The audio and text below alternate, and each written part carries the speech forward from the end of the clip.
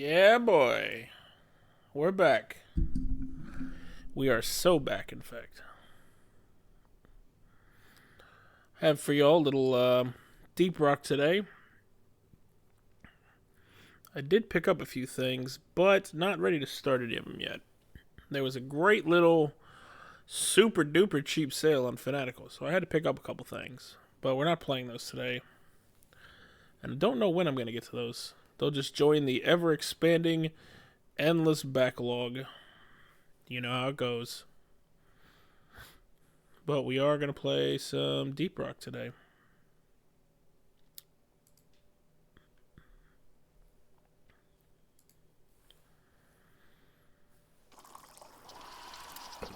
Oh. Very cool. There we go.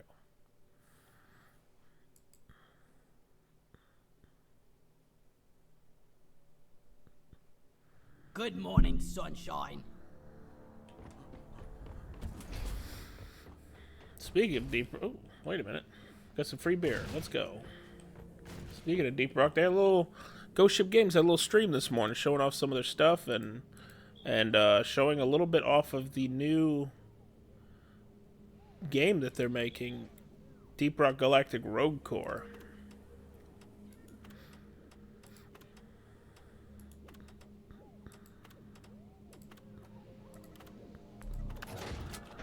And I watched a bit of it. I'm going to watch the rest of it later on this evening with my brother, who usually plays this game with me. But it looks pretty cool, the stuff they've made.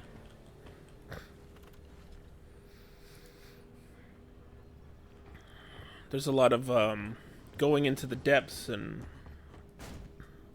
like reclaiming old facilities and stuff, which is funny because it's actually like very much an idea I'd thought of for like a mission type where you go find like an old settlement that was set up, or like and some kind of automated facility like a munitions facility or automated mining facility or something, and kind of reclaim it as like a mission type.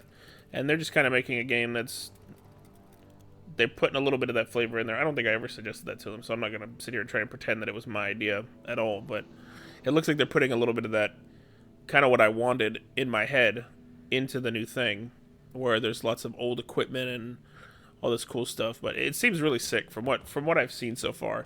The new enemies look really cool. Some of the weapons seem pretty cool. There's all kinds of new interesting mechanics. It's like a completely different game. I mean, it technically is, but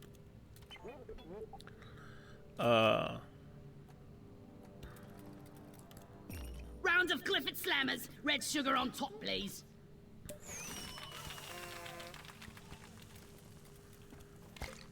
To danger. Long live the dwarves. Nice, too. Rockin' No, you're not being paid by the hour. Get to work.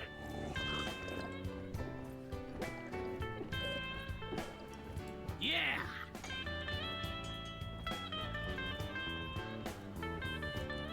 alright, they're yelling at us. Let's get to work.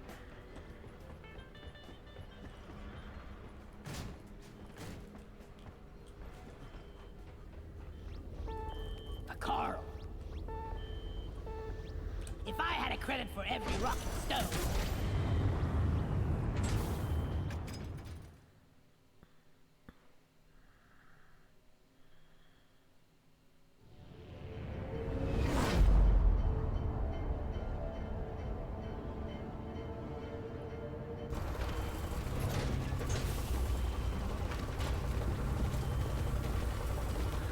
I don't know why it's flashing now. I think I might have changed one of my settings that makes this flash. I don't like it.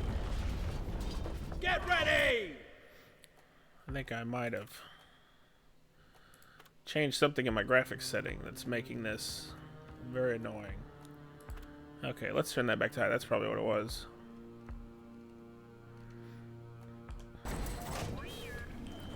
It is lost at dice. What ancient My eyes can't handle flashing like they used to. Arrival has begun prospecting operations on Hoxie's, and management is furious.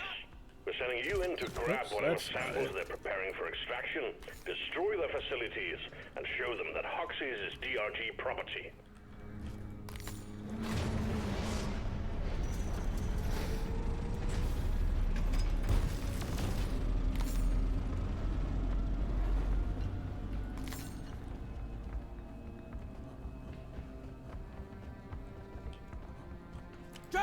Get to work!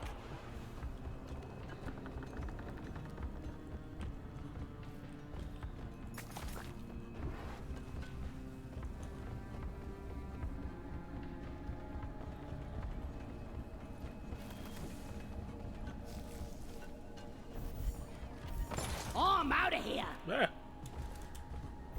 I released too early.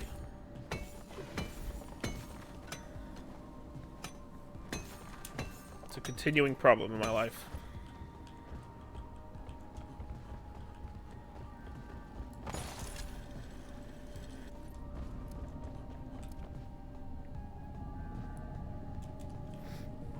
Be gone!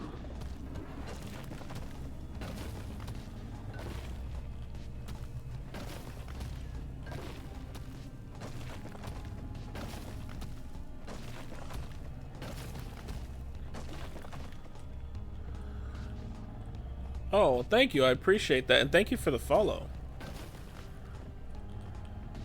That's great. I appreciate it, man. You stream as well?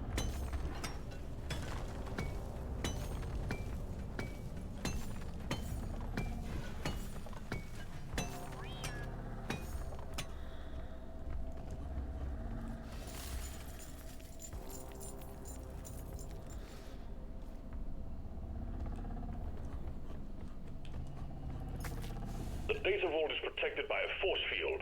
It must be shut down before we can gain access. You need to find the power stations powering it and disable them. Attack here! Did anyone think to bring an umbrella?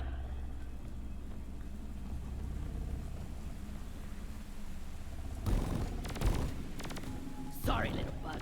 Your own fault for being full of goodies.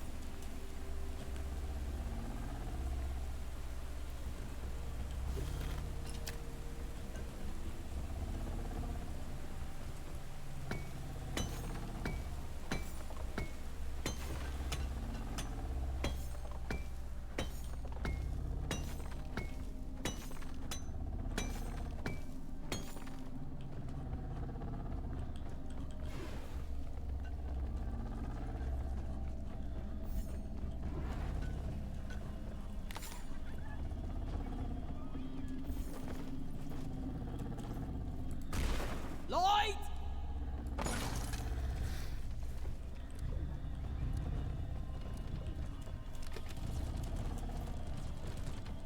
Help me mine this.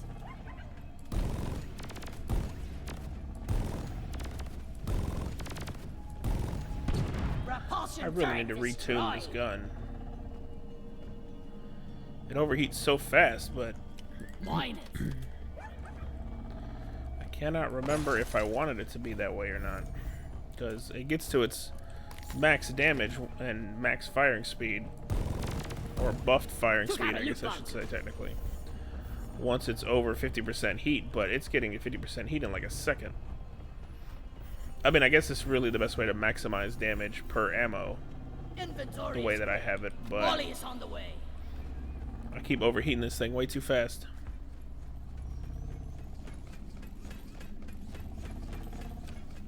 Lloyd there. Bosco, mine it.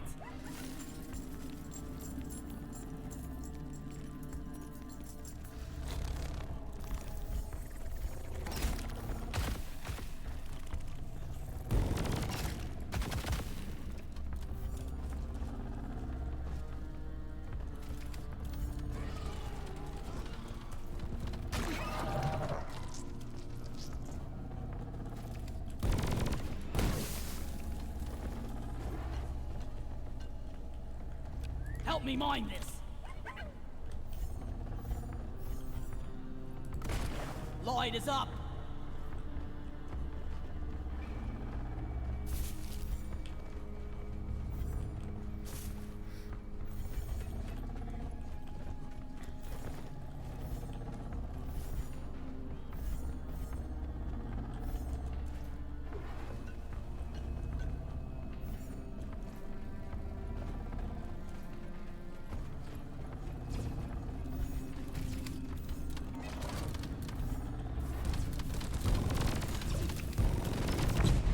push me too far. Huh. Clever. Mine it.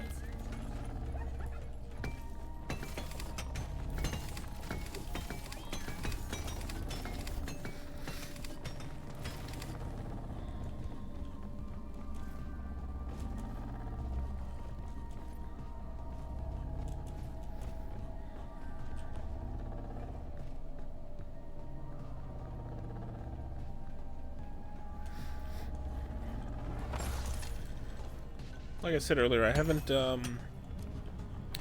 get to watch all the Rogue Core live stream, but so maybe they mentioned it in there. But man, I really hope that they have a beta or something, or like an alpha test or something you can do.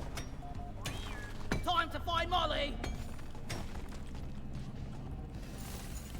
I really want to check it out. I want to see I want to see what they're cooking in there. And I'm a real big fan of roguelites anyway, so. Ooh, it's a big room.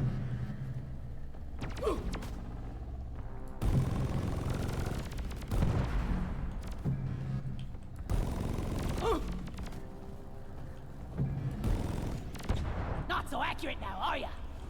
Bosco, mine it. Lighting.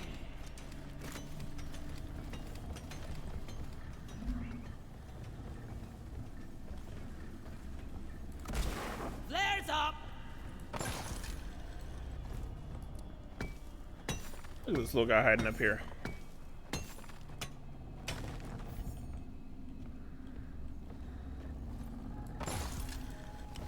Drone, get to work.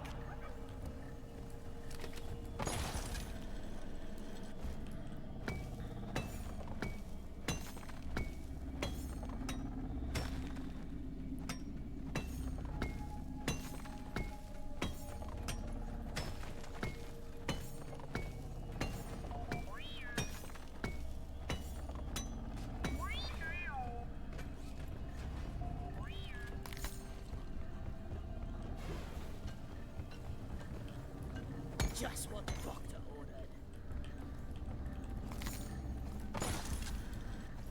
Where is that damn mule?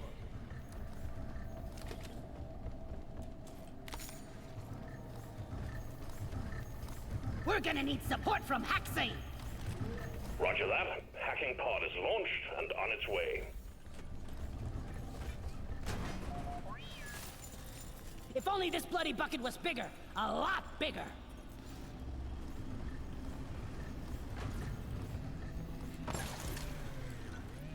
Hacking pod has arrived. Establish a transmission tether from it to the power station.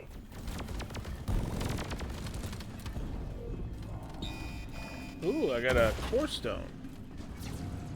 I've only gotten like maybe one or two outside of season 5. So that's cool. That'll be fun to do.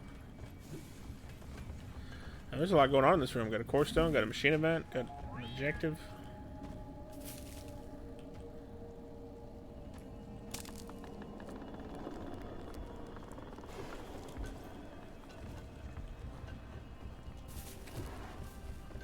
Oh, nice. Haxi landed right next to it. Good, so I can defend both at the same time. That will save me a little bit of time. But I really like that when I can just kind of do an objective while I'm defending a point.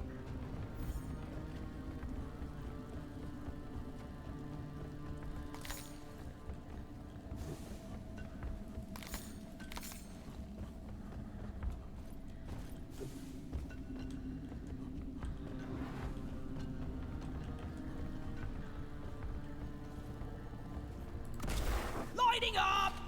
Drone, get to work!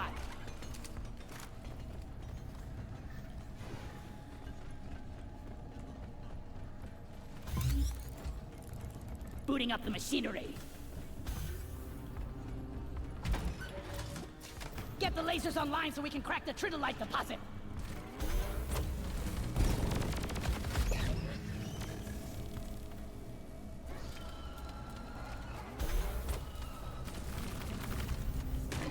That's it. Back's full. Deep Rock seriously need to invest in some better equipment.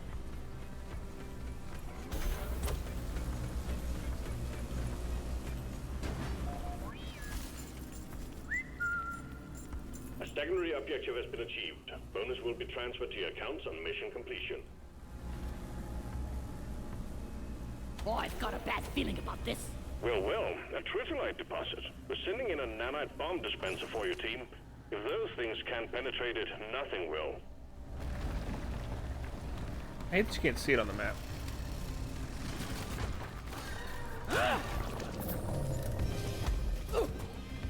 It's the easiest one of my life right here.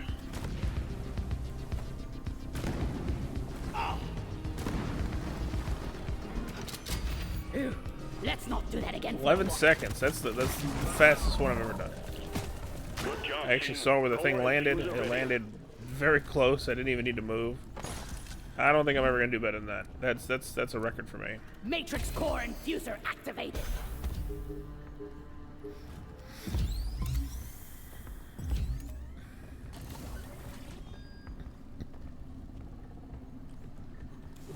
Cool. Well, that was easy enough.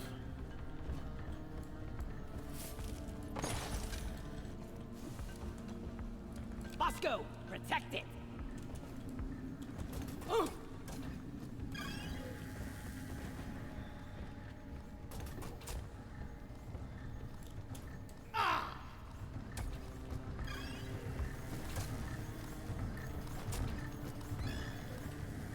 Huh? You can't hit that?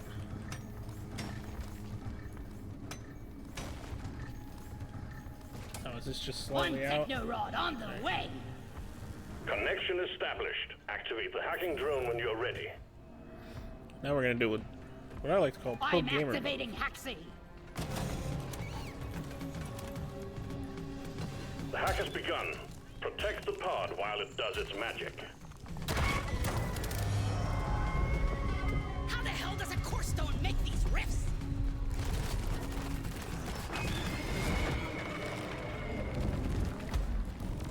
We need some pest control on the hacking drone. Core stone are coming. You're a stain on the floor.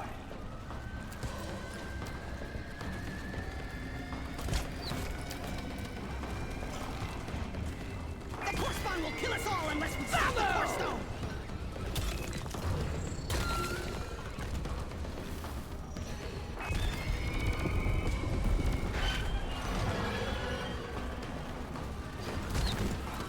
We got bogeys on the hacking drone. Oh, these little guys actually attack the damn Hacking has been interrupted. hacking Get drone. whatever is attacking the drone off it. Hey, start hacking again. How's it Hack going? commencing. Welcome. Bam!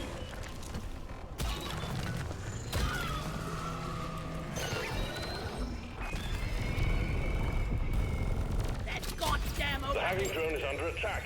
Keep it safe so it can work. Secured. Let's send it up ASAP. Get those bastards off the hacking drone. Now, damn it.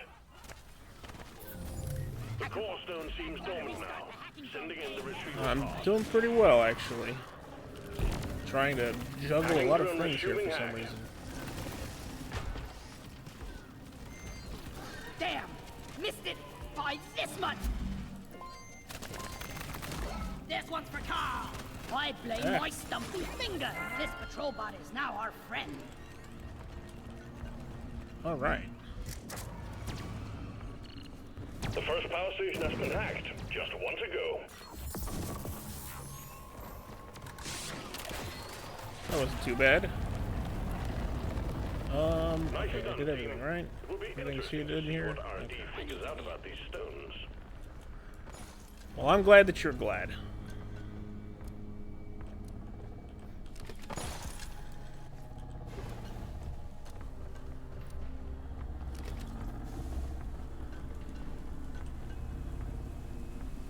Where is... It's over here.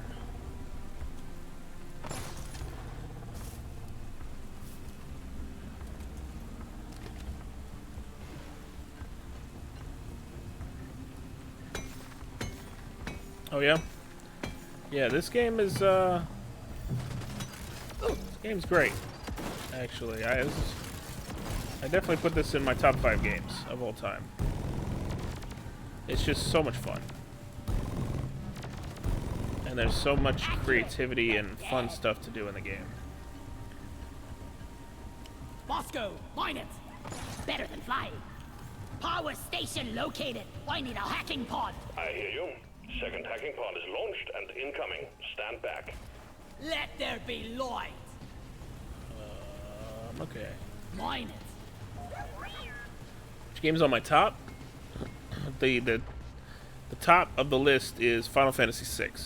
The hacking pod has landed. Hook it up to the power station so the hacking can begin. That's my favorite. I don't think it's the best game ever made, but I do say it's my favorite game.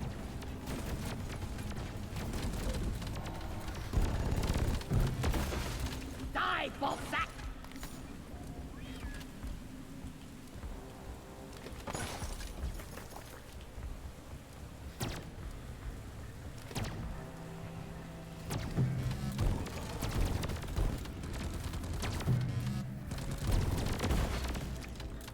No, not at all. Not even a little bit.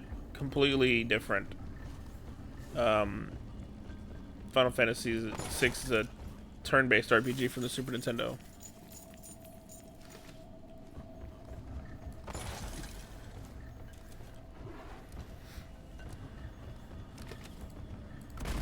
Light is up.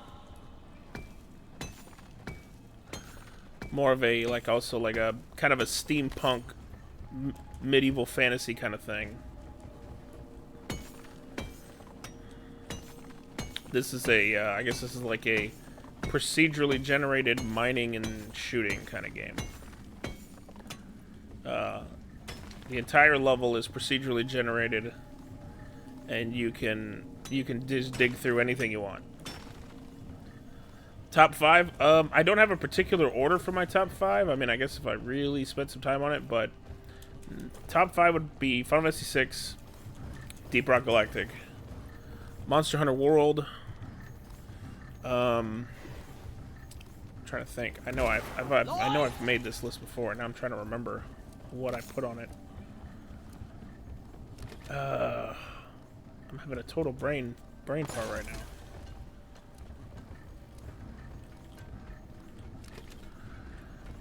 now. Sometimes my memory fails me. Oh, really? Let me think. Give me a minute. Try to remember. My memory is not so good. And when I'm doing multiple things at the same time, I'm kind of have trouble remembering. Oh no, that's fine. That's fine. Yeah. Monster Hunter World is a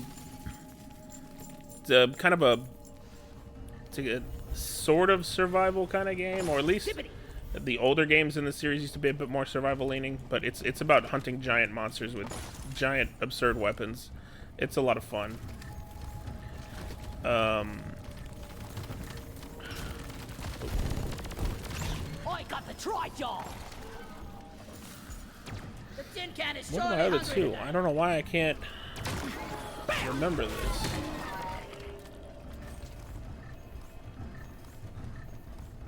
I don't know, I have to think about it. I've played so much stuff, and now I'm not remembering what my other two were.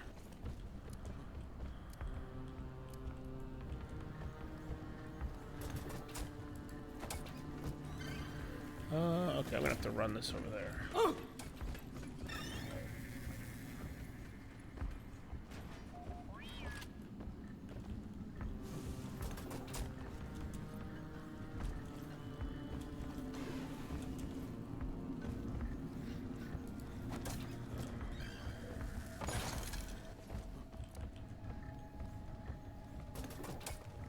Do what you gotta do.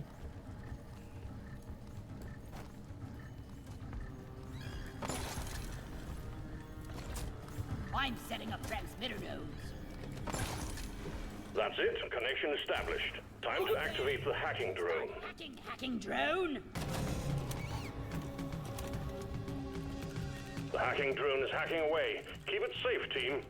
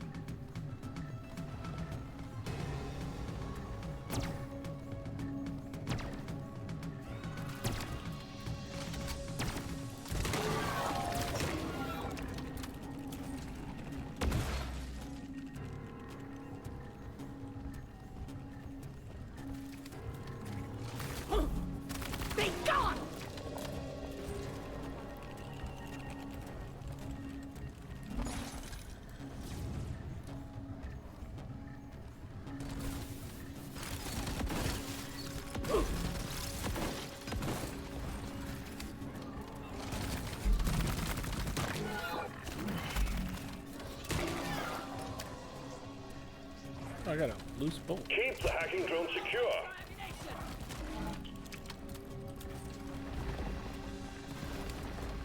Seem more interested in me than the objective.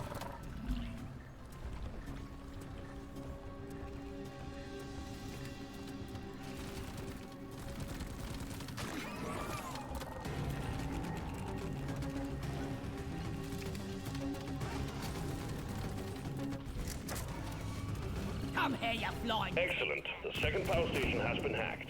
Get back to the vault and disable the emergency power to take down the force field fully. We're almost there, team.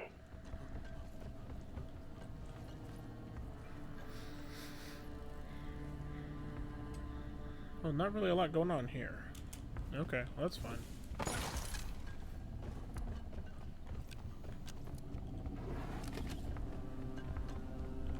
Resupply ordered. Supply pod requisitioned. Launching now. Speed. Ejecting the power source. Pulling a battery. Resupply arrived. Go restock.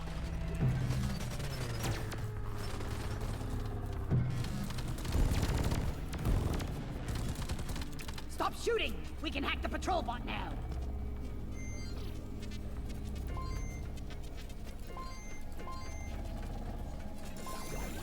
Control unit hacked. The patrol bot is now aggressive towards its own kind. Force field's about to come down. Removing battery from the force field projector.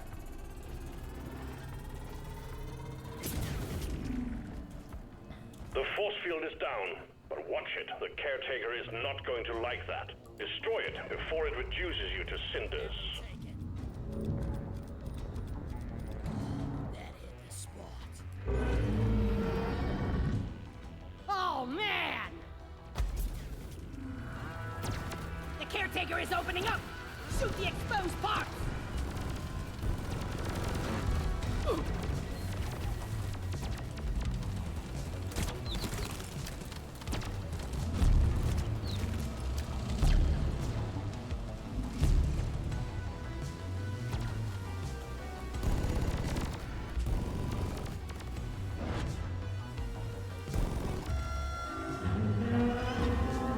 Find the open eye and shoot it! It's overheated.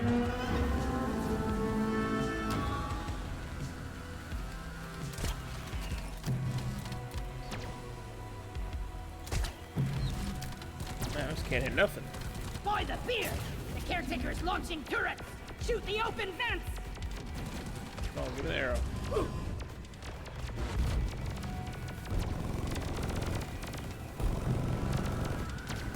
I gotta watch the overheating.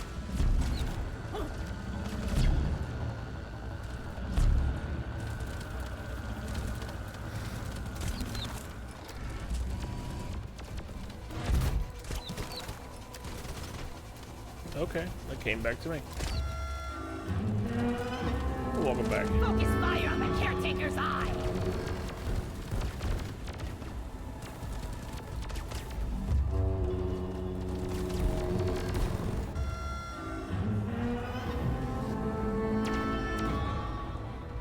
Oh, I fired my arrow and it bounced back to me for some reason. There must have been an enemy next to me. Heads up! The caretaker is launching shredders! They haven't yet invented a machine that can best a dwarf! Eat it! Shoot the glowing bits! Shredder destroyed!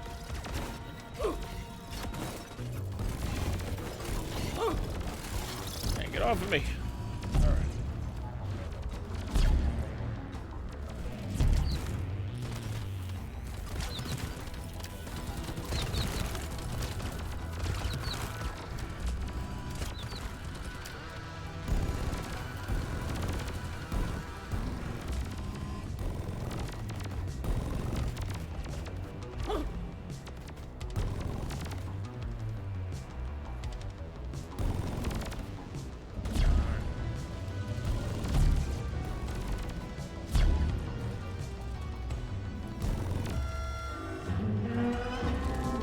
The caretaker is opening its eye thing! Shoot it!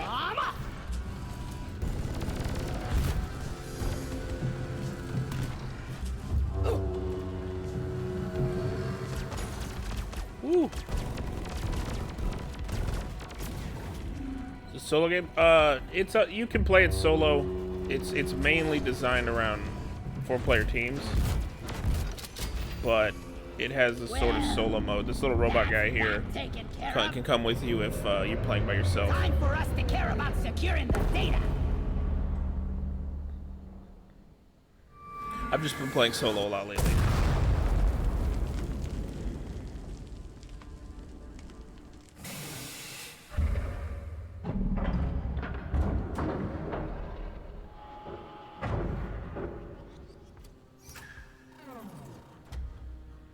Molly, come here.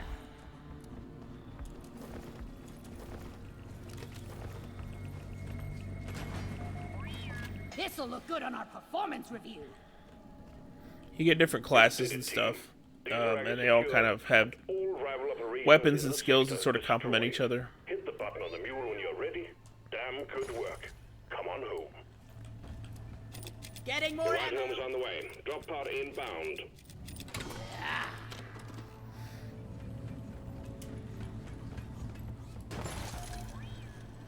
Donkey, come here.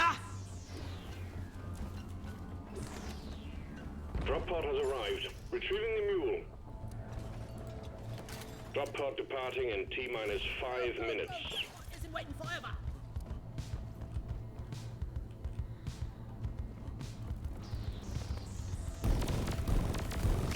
Try top down.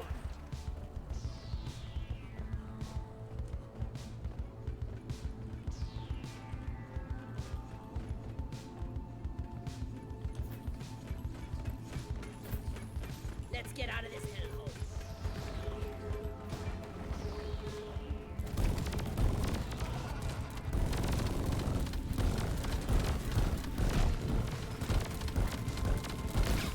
No more oppression.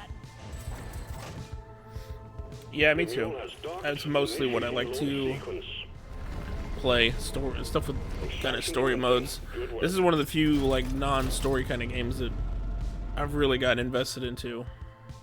Just because the gameplay loop is so fun, and there's always new stuff to unlock.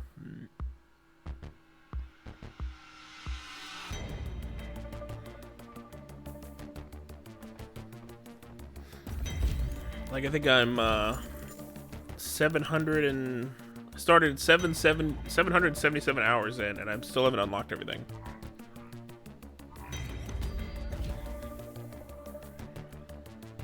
There's just so much, and you constantly are unlocking new stuff. There's so much cosmetics and new weapon types and new weapon mods and overclocks and all kinds of stuff that you can unlock.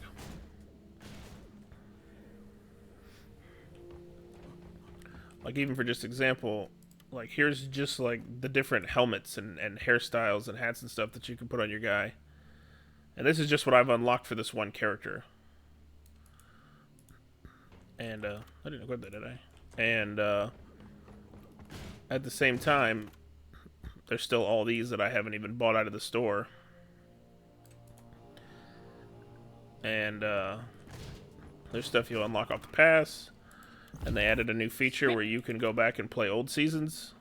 So right now I'm jumping between the seasons I haven't finished to sort of finish them up. It's all free. The only thing you pay for is the game.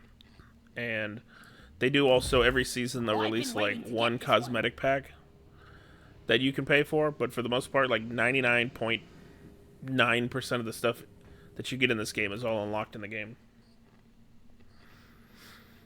So you get stuff off of the battle pass here. They have this cosmetic tree that you can buy more stuff off of with these special tokens that you get for doing special events and that you unlock off of the battle pass as well. You don't pay for the battle pass, it's free. It's good stuff. And then you get these cores here that you find that you can unlock by playing the game, and you make these and they make more stuff for you. But I mean, there's just a ton of stuff in this game now because it's been out for I think like 5.5, 6 years, something like that. And they're just always pouring content. Like every 6 months, they drop a whole bunch of new stuff.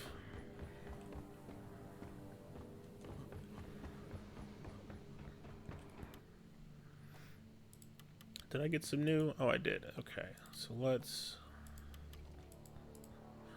I got a new color scheme, I think.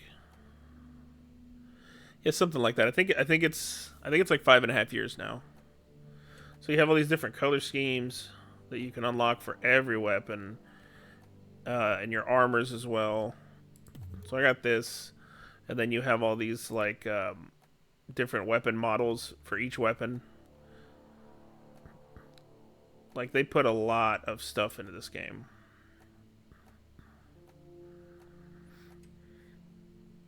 It's pretty sick.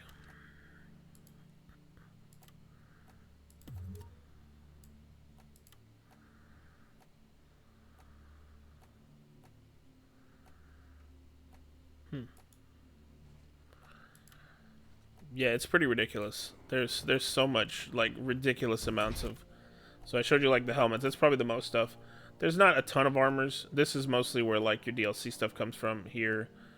This was event armor, and then you got like kind of these basic armors you can buy in the stores. Except this one I think you have to unlock. And there's all kinds of different armor colors. Every color works with like every model. And they even look kind of different on different models, even though it's the same color patterns. I just unlocked this new victory pose. Tons of these. All kinds of different, like, crazy skin colors. Eyebrows. Sideburns. But the game is all about mustaches and beards. Just crazy, crazy mustaches. Crazy beards.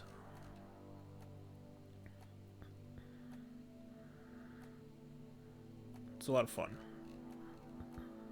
There's just always something new to unlock and dress up your characters with,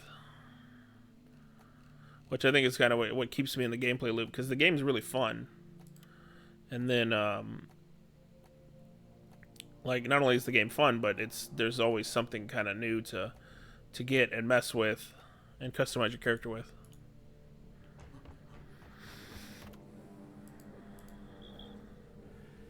Oh yeah, it's a lot of fun. Typically, I play this duos with my brother, but he hasn't really been playing much lately, so I've just been playing solo for the last few hundred hours, really. And it's actually like a whole different game solo.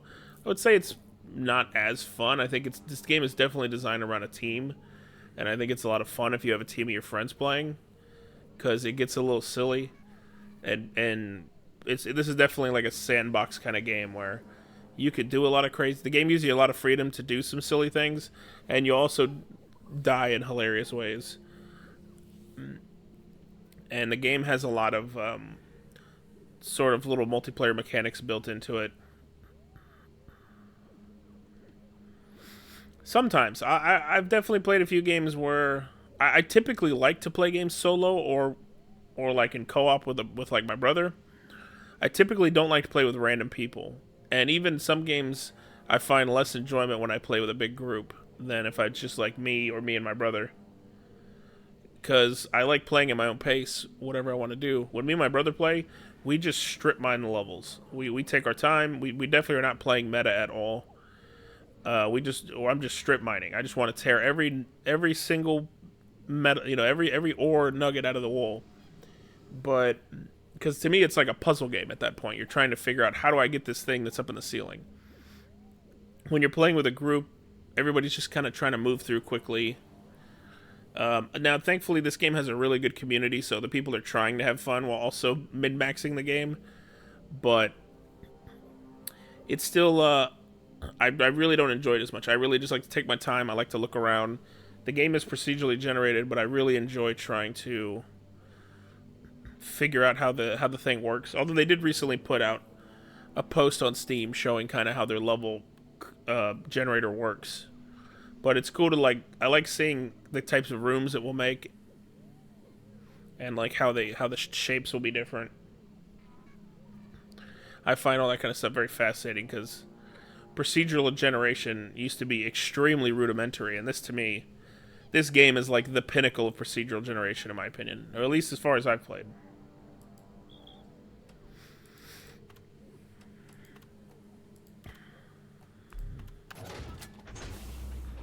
mission is ready. The pod is prepped. Get on board the drop pod. Oh, what am I doing? I forgot to take this mission. Oopsie. Let's go with a different build.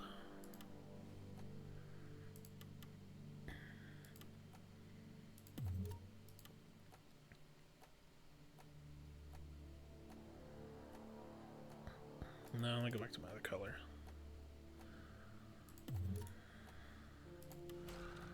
Wait, I still have another color in here? Oh.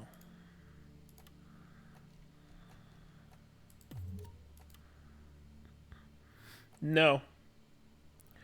No, and to be fair, I'm not much of a streamer either.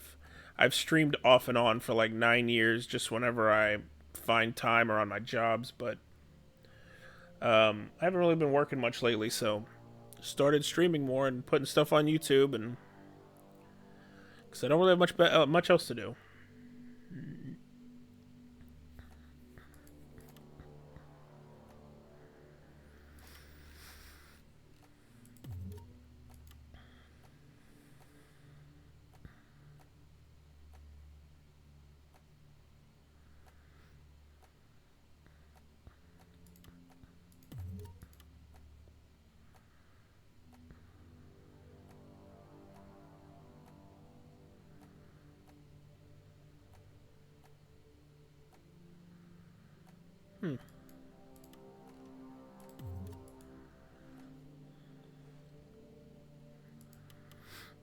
Oh yeah. Always enjoy some good art. I used to be a bit of an artist, but don't really do much of that anymore. But I always enjoy looking at good art and things.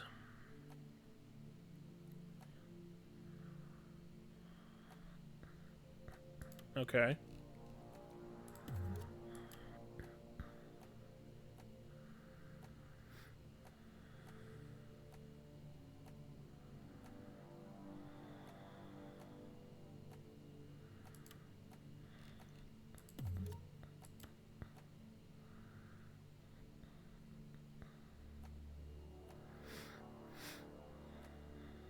Oh, that's kind of nice.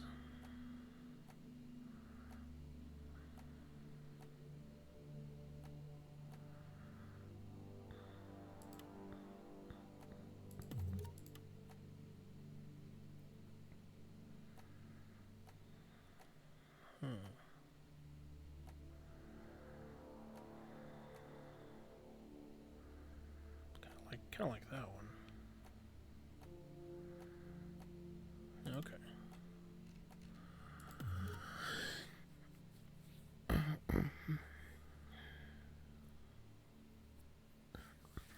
You do some art?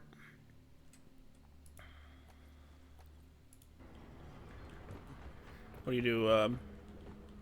Paintings, drawings, music? What do you do? Oh, okay, that's cool.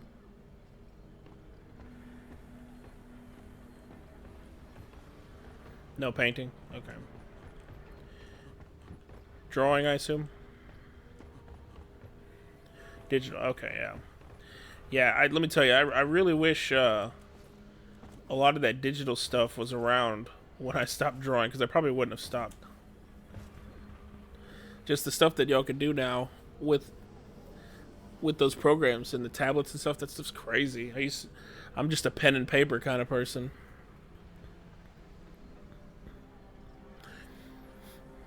Oh, you do art for streamers? That's interesting.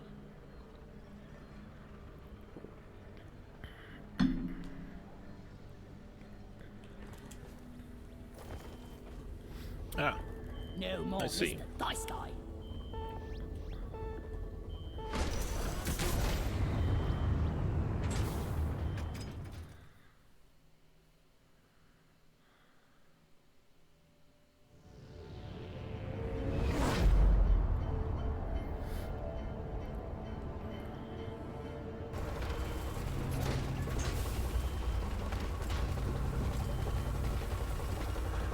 Yeah, I got IG. It's Nyrik Black on IG.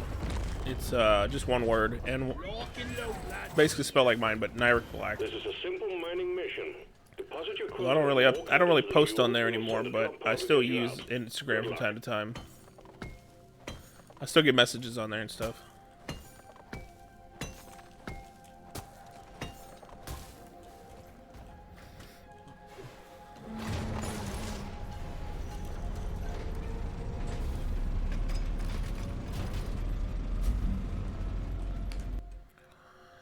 Nyrik Black, Nyrikblack.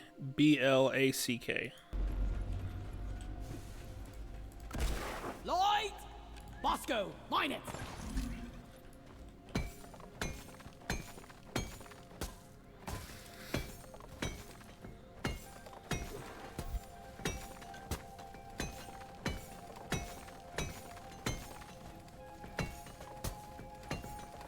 Yeah, that's it.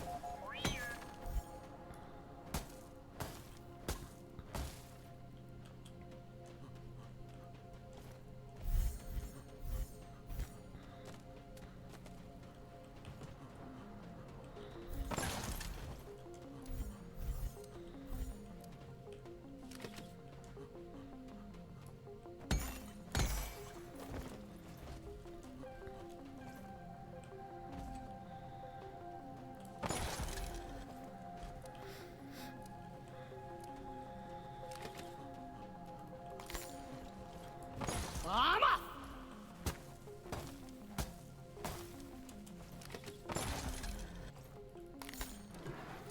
Yep, that's me. I was dabbling in photography at one point in time, and I basically stripped my old Instagram page and turned it into a photography page, but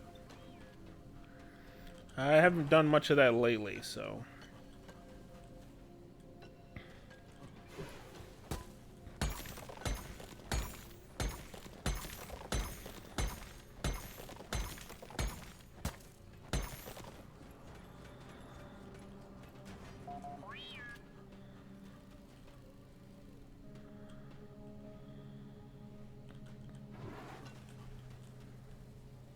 Oh, did I clear this room already?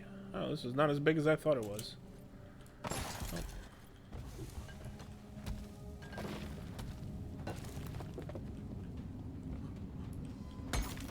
Molly! No, the flares are recharging!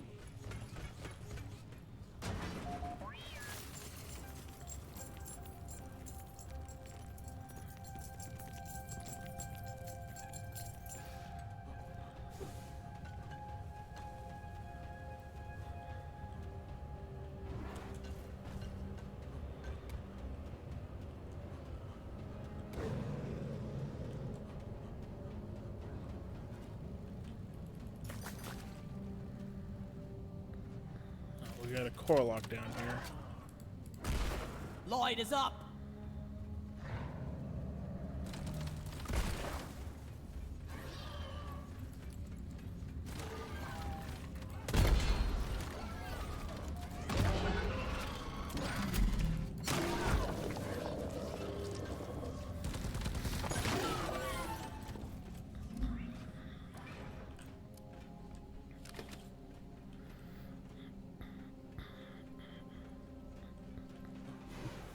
Well, thank you. I appreciate that. It's mostly just kind of me practicing when I got my camera and trying out different things. Did some landscapes and took a lot of pictures of my dog and all that kind of fun stuff.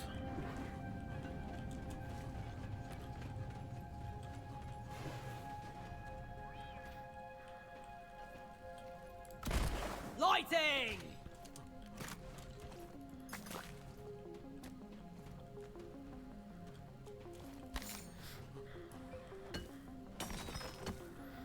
Oh, I kind of ran out of stuff to take pictures of, to be honest. Normally, not lately, but normally I drive for a living, and I go all kinds of different places, and I kind of ended up just taking pictures of most of the interesting landscapes I was finding. I'd already taken pictures of, and I started going to the same places over and over again, so I didn't really have anything new that I was finding.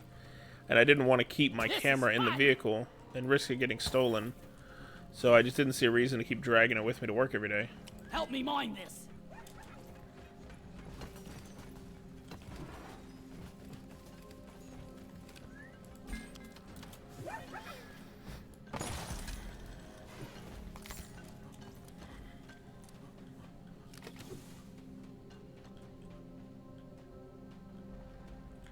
Mine it.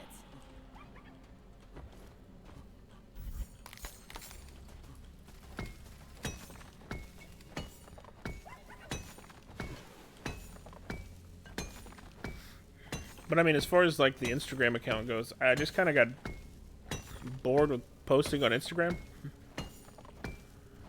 Yeah. Yeah, but I've kind of been everywhere in the greater, 200 or 300 miles. I haven't found any new places to take pictures of. But as far as Instagram, I just kind of got bored of it. Like, I just don't like the way that the app functions. It's the interface I'm not a fan of. I can't carry anymore.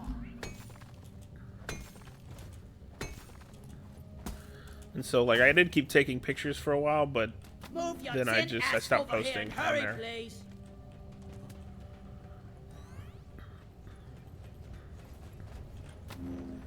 All right, well, appreciate it. I'll check out your message here in a little while when I'm done, I guess. I'm full. Where's Molly? I'll check out your work. Oh, where does this go? Okay, we'll find that in a second.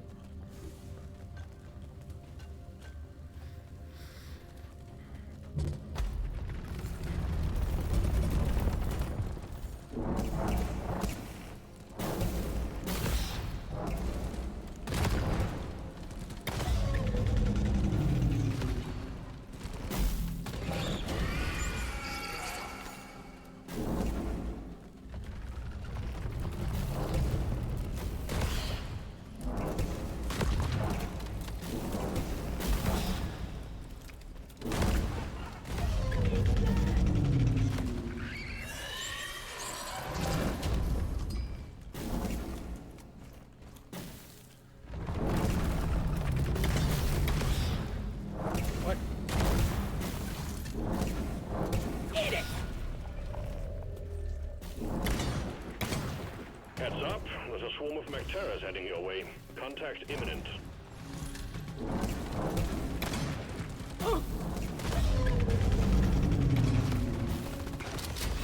Ooh, jeez.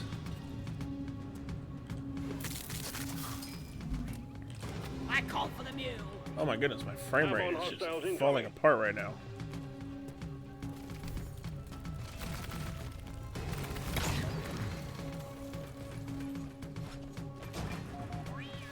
Ooh, why are we going so slow? What is going on? I actually think we're gonna make it.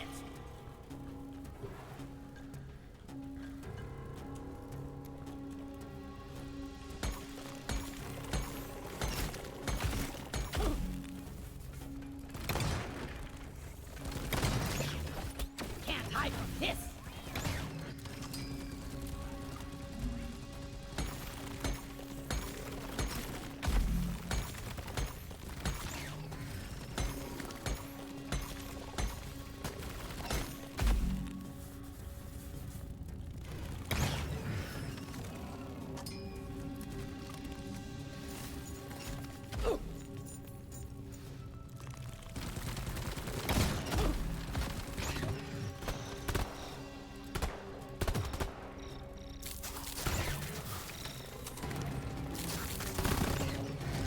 Hang in there. The wave is almost dealt with.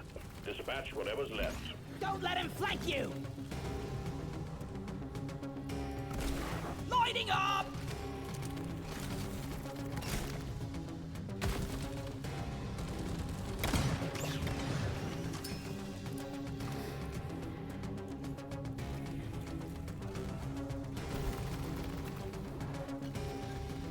Yeah.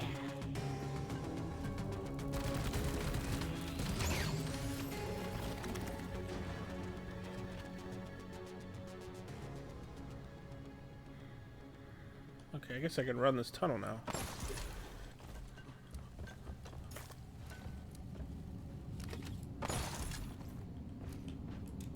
Red sugar.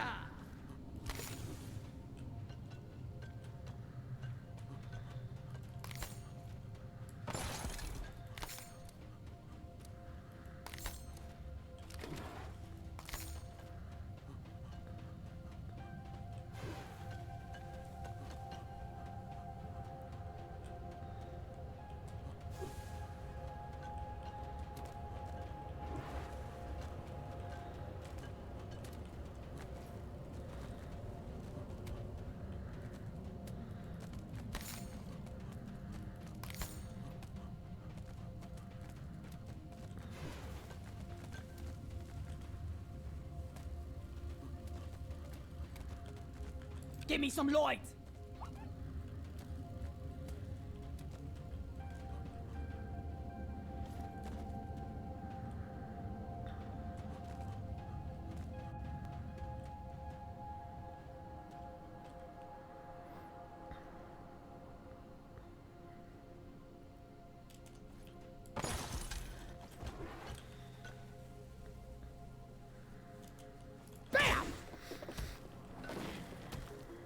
But anyways, yeah, I don't really use Instagram as much anymore. I have some friends that I still message, or message me, I guess, through there. So I usually get on for that. Occasionally I scroll. But mostly I use Twitter, I like or the sound of that. X now. That's where I'm most active.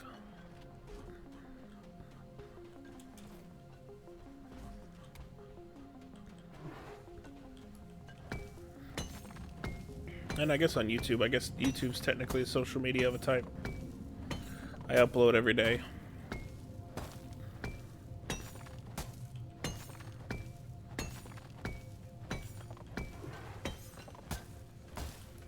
Skull Crusher! Got no flares ready.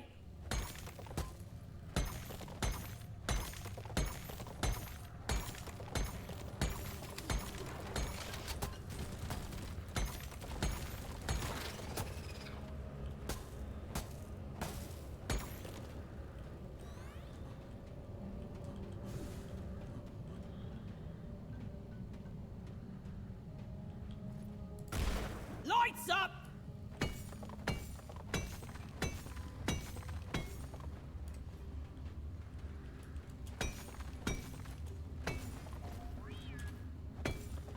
Go! Get to work!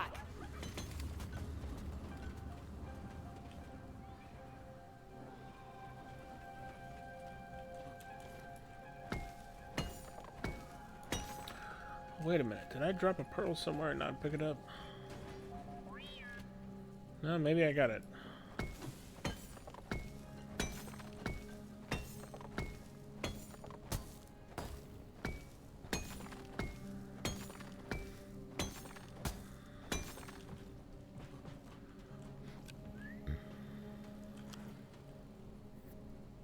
Oh, we got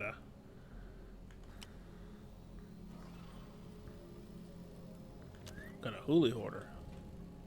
Attack! Zippity!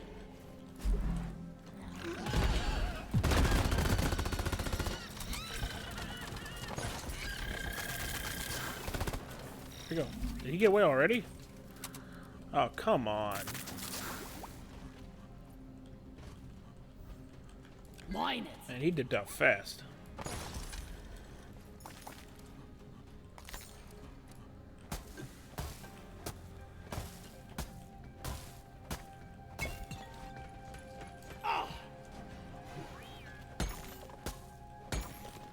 I got the deposit.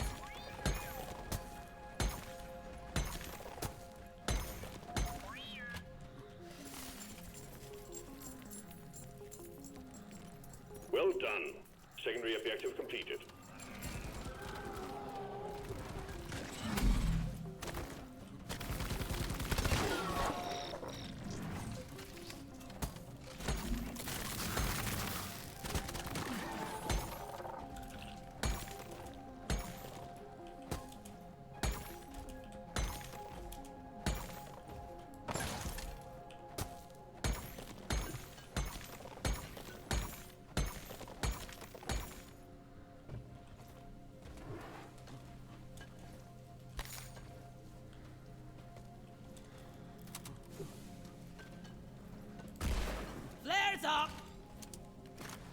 Help me mine this.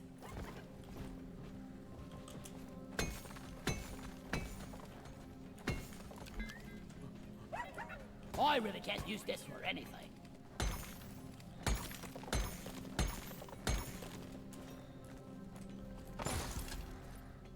Ooh, that was close.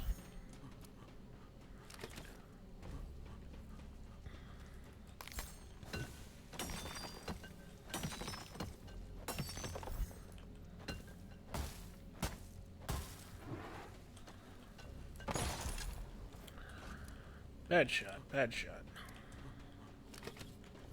Drone, get to work!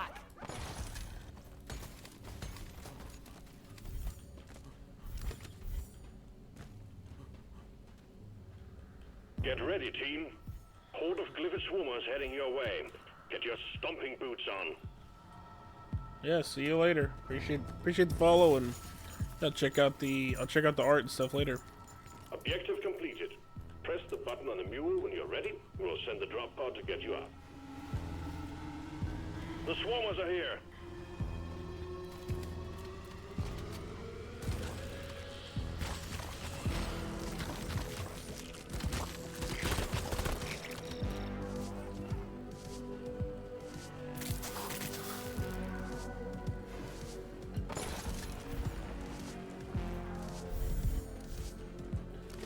Yeah, of course. Thanks, sir, and thanks for stopping in.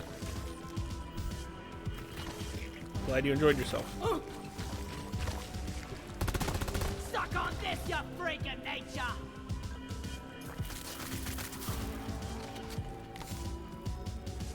Bosco, mine it!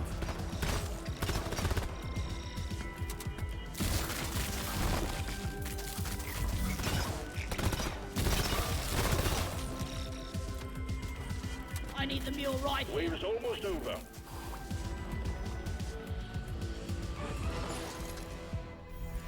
I like the sound of that.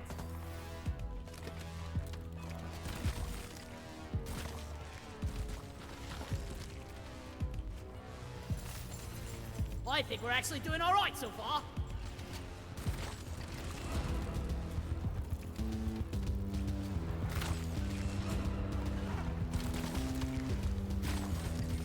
Oh, I'm out of here.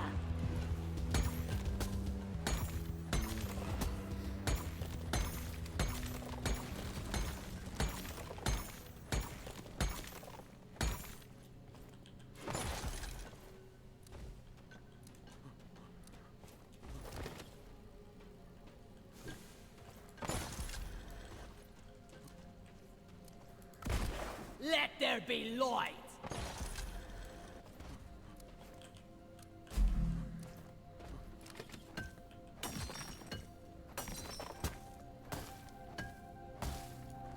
What's this?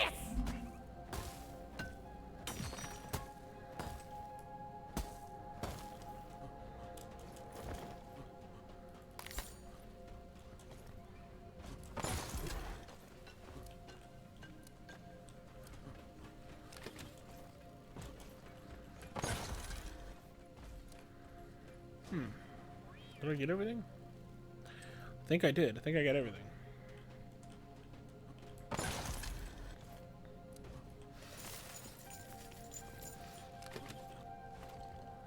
Drop pod's on the way. Hang in there.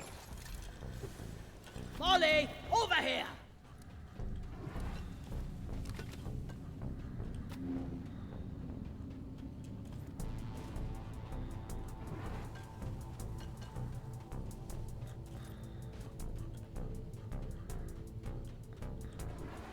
Drop pod has arrived. Retrieving the mule. Drop pod departing in T-minus 5 minutes. Lights up!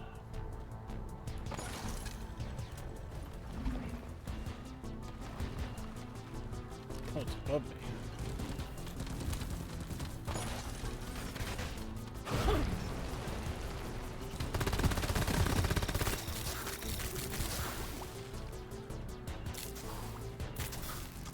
Let's head for the drop.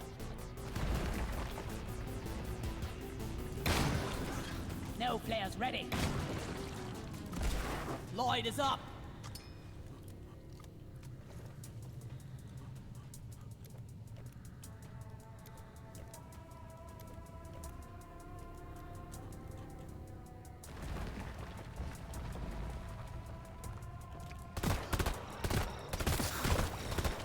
Drop pod departing in T-minus 4 minutes.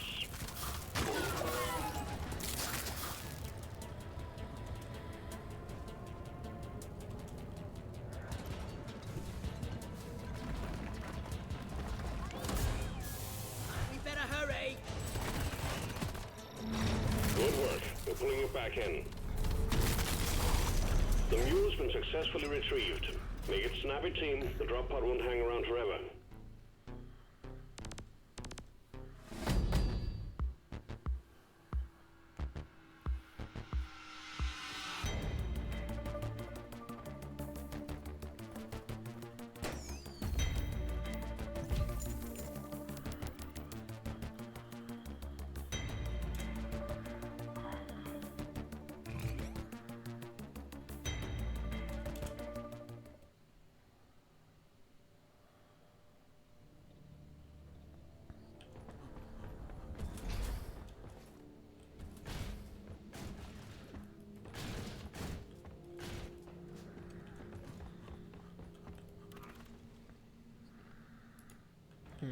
Okay.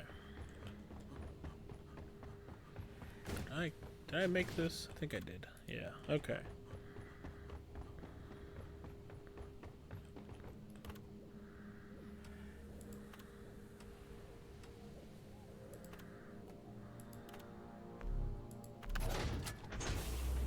Mission selected and locked in. Time to board the drop pod.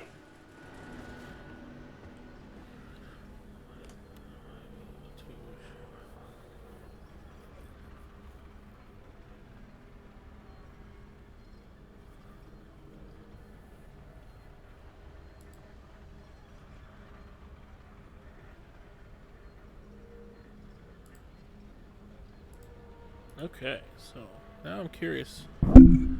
Let's see if this was actually a real person or not.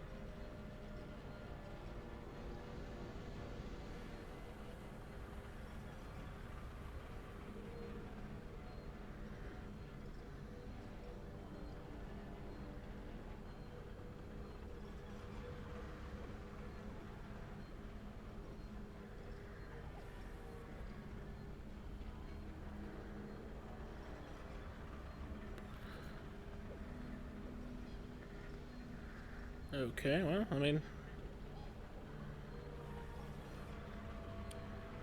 seems like a real account, possibly. Albeit a relatively new account.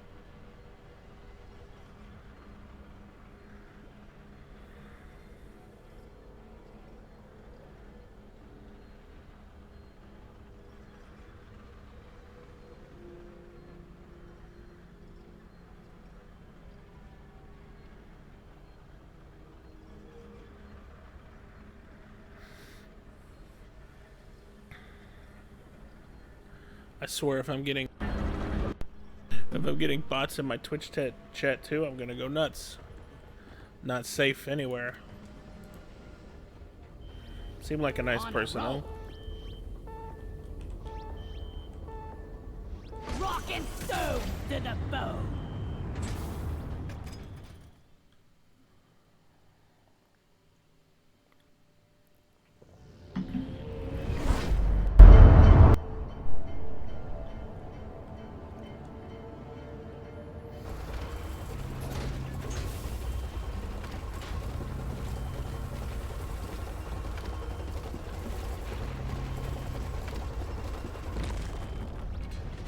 Let's go!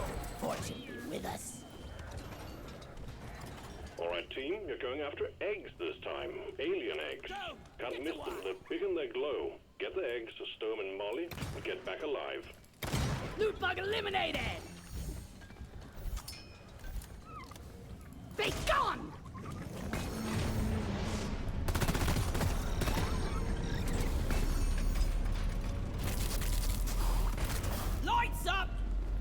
Help me mine this.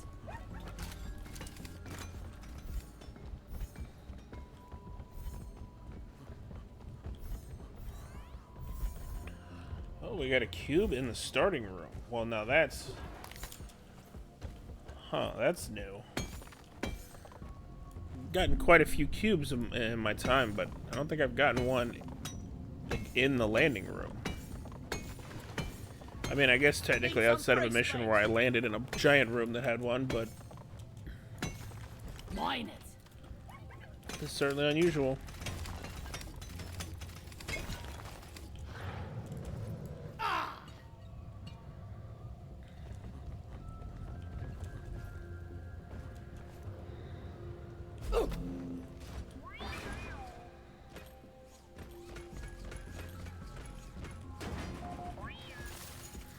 Whoopsie doopsie.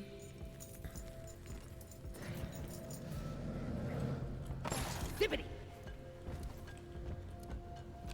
Bosco, mine it. I hope one day they actually add a reason for the cubes. I mean, it is fun to just find them, but...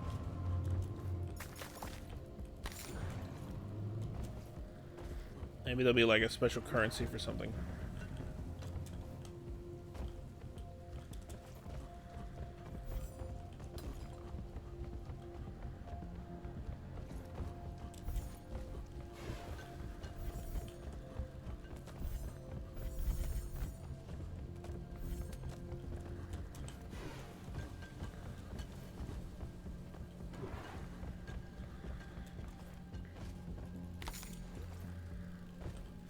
Drone, get to work.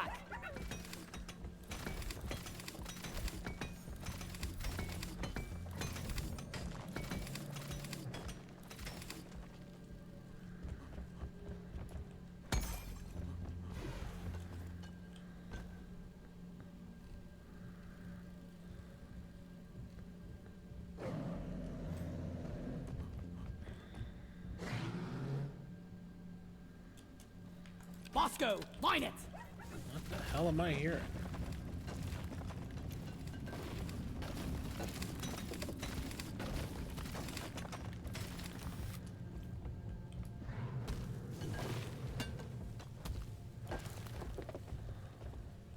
Mine it.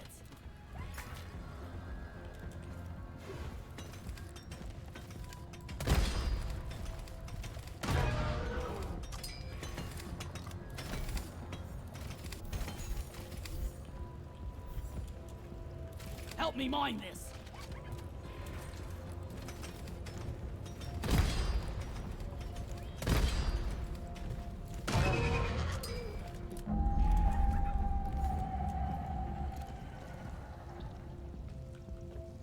Bosco, come here.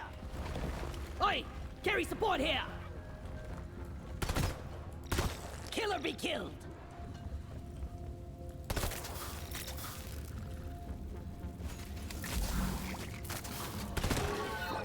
Drone, get to work. Where is that damn tin can? Shit, we got another Huli Hoarder. Maybe I can actually kill this one this time.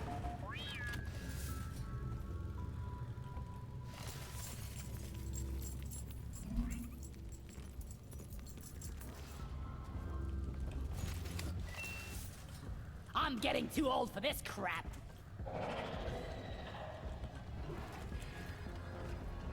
Where did he go? Where did he go? There you are.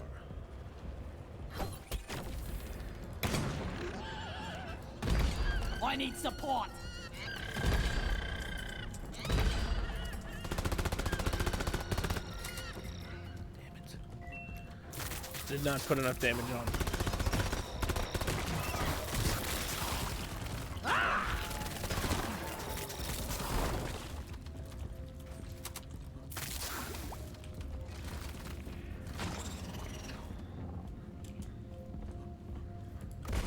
Let there be light.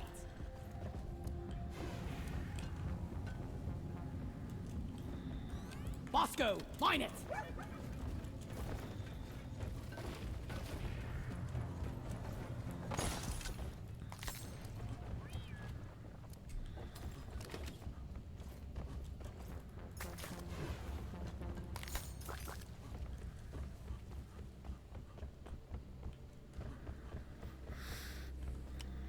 Help me mine this.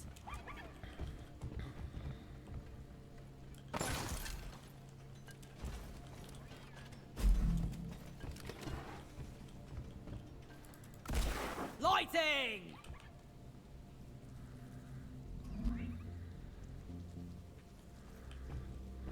Light for me, please. Mine it.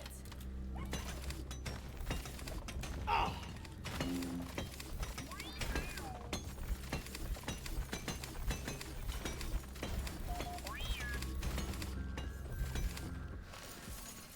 Music to my ears. Okay, let's Oh, work I'm our way outta down. here. Let's work our way down. Help me mine this.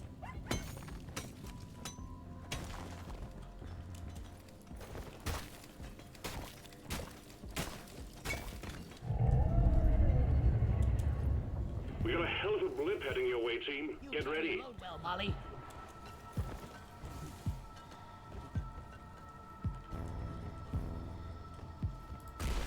Flares up!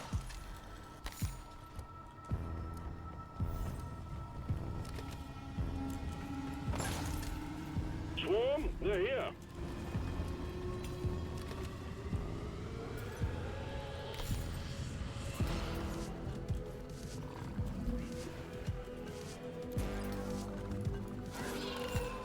Worthless, but fun to destroy. What's this? Drone, get to work!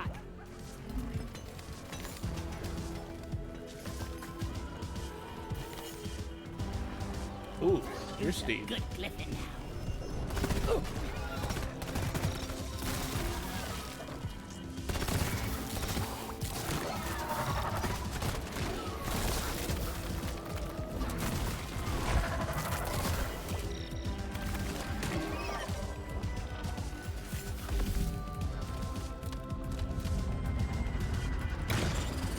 I got the web spinner.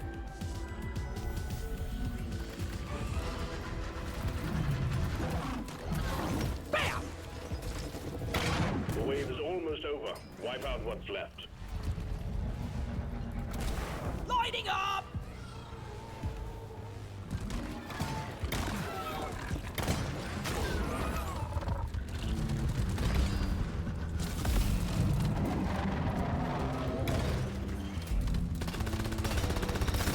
Die!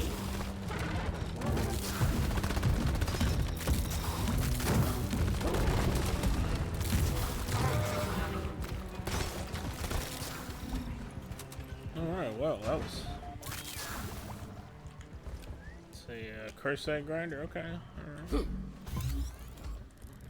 Let's get this party started. Light!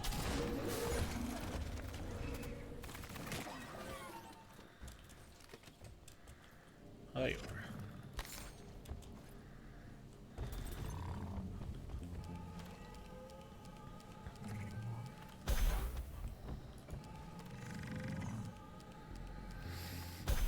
I really can't use this for anything. So nice of it to spawn inside this rock formation, making it harder to access. Worthless, but fun to destroy.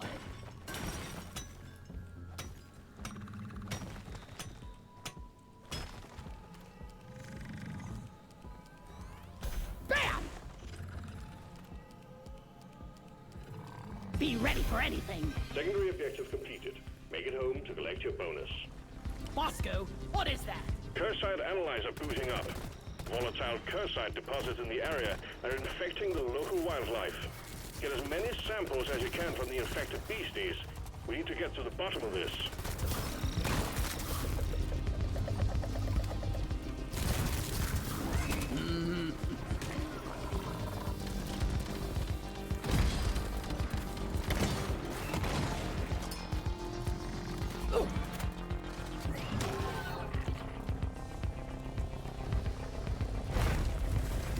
Rocks and stones may break my bones, but beer will never hurt me. Gee, I'm feeling poetic today. I got the Praetorium. Watch the gas.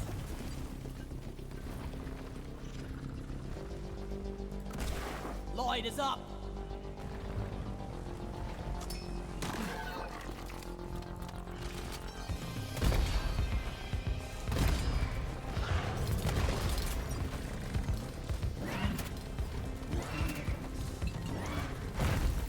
Still got all my 1, 2, 3. Yes, got all my things.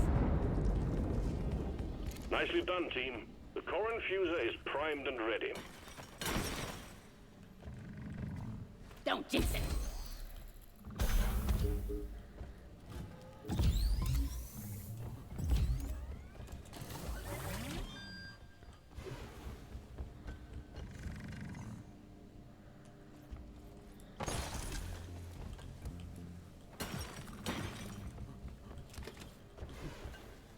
Bosco, mine it.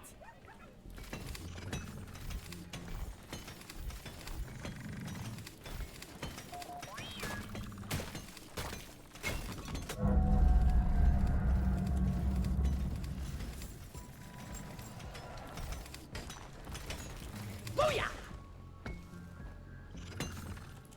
I really can't use this for anything.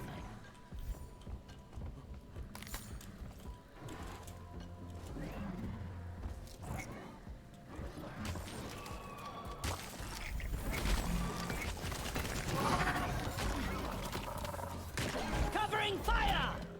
Mine it.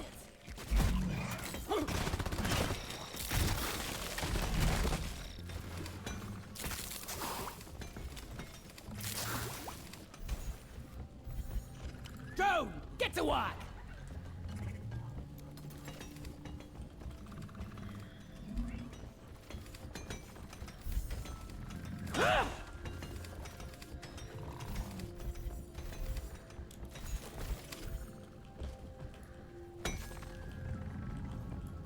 Die, worthless crystal. Take off.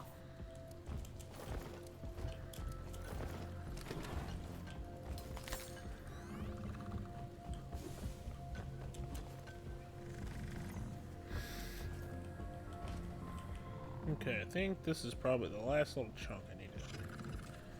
Yep. Lighting.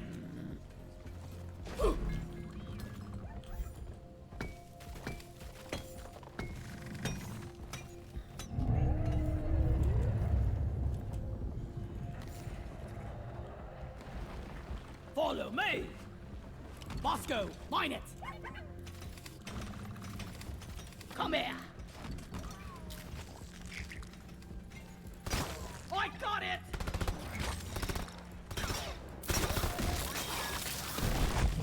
All eggs collected. Management will be pleased. Escape pod button is activated.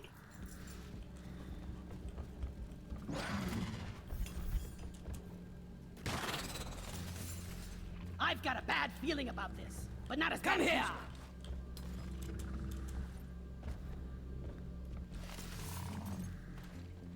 usual. Drop pod en route. Hang in there.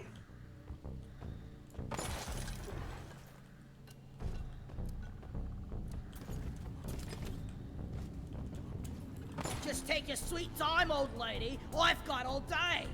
Oh wait, where's this drop? Oh, it's going down on the bottom. Drop pod arrived. Mule is returning to LZ. Oh, that makes sense. Drop pod departing in T-minus 5 minutes. Lights up.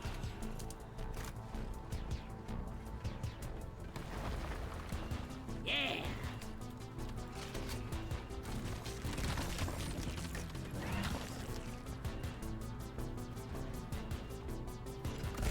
Light.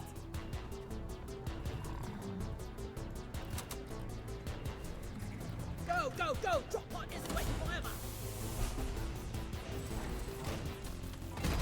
The mule is secured. Initiating launch sequence.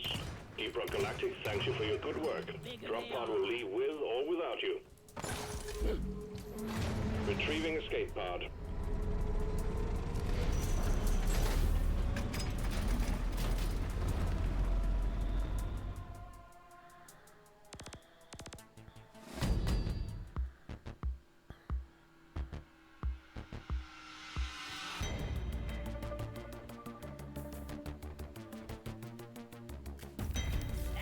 What's this?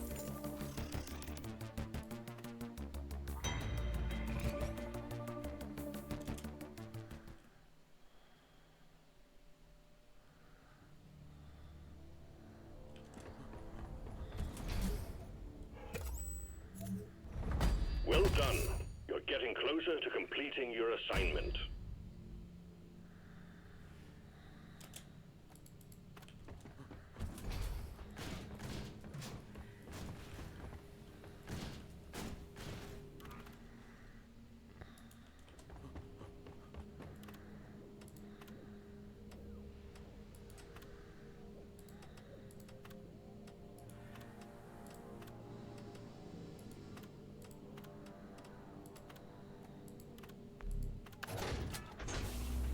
Mission locked in. Powering up the drop pod.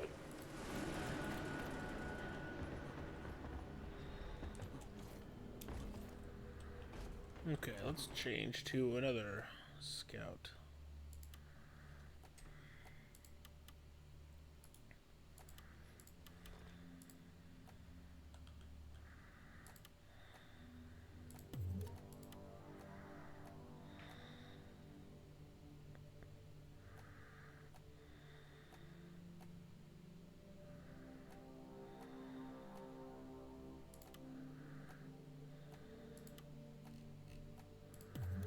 Oh, I haven't checked this one in a while then.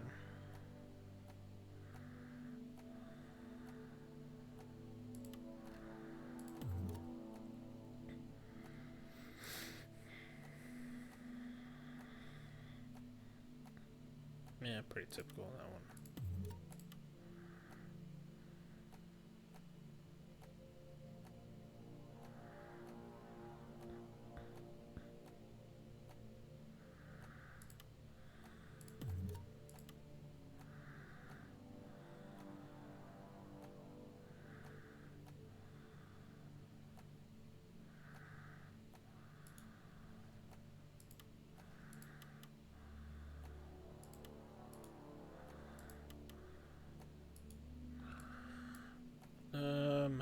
I do like the mill spec.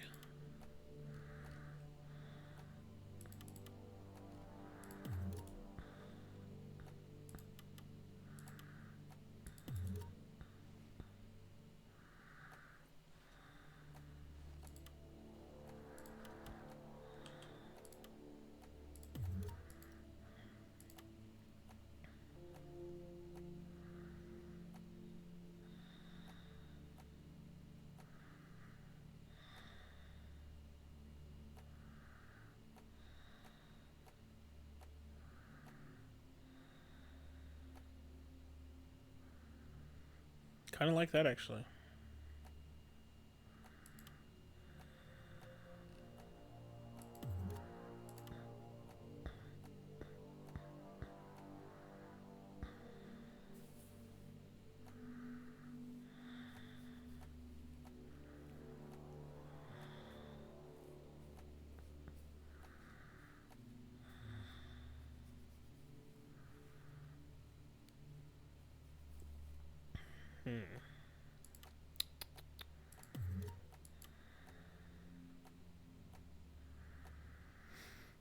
Not bad.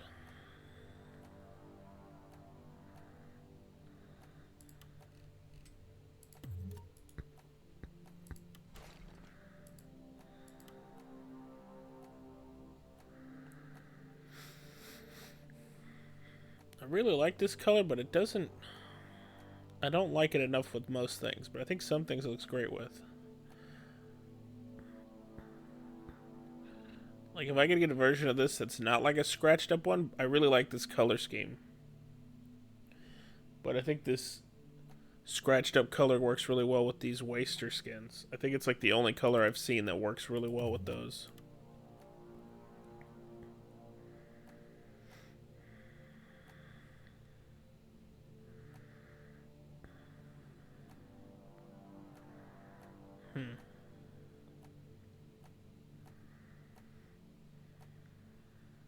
Ooh, fancy. God, this candy red, what's this called? Salt crystal? This goes so well with Neotech, it's ridiculous. And the Scale Brigade looks nice too. I'm gonna rock this one for another mission. I like this one.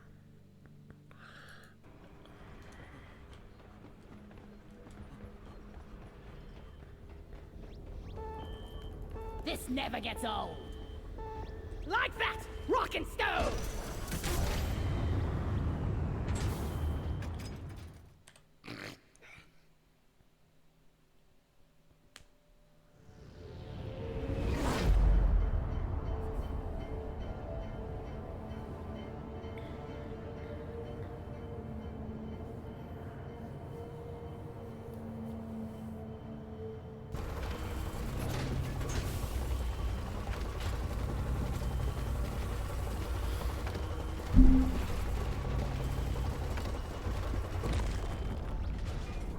If we survive, next I'm round on is a on roll. me. Rock on! We're sending you in deep, so be on your guard. Scanners indicate particularly rich veins of morkite and gold further down. Bring it back, boys. Drone, get to work.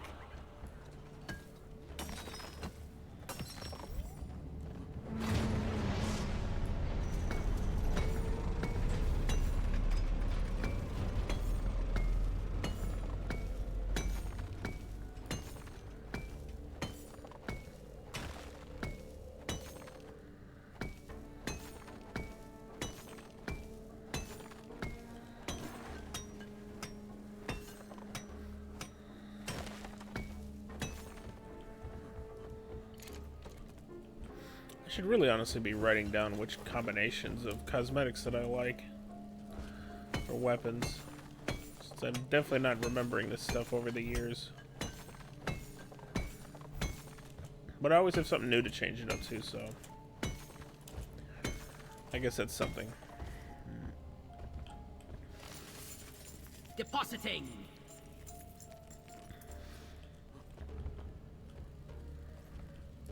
Watch me fly!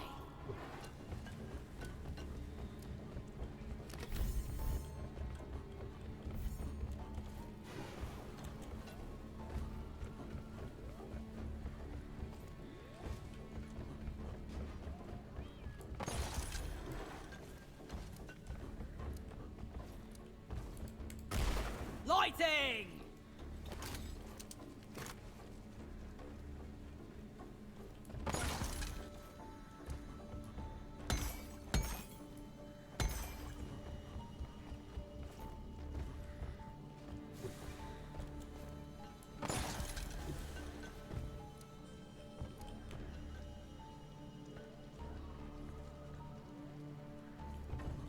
I thought I was hearing jet boots.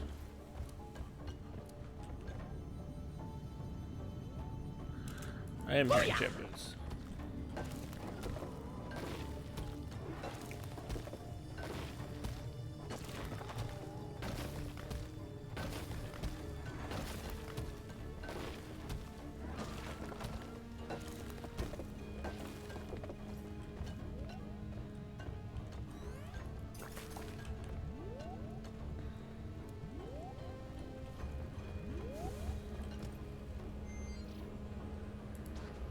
Hacks!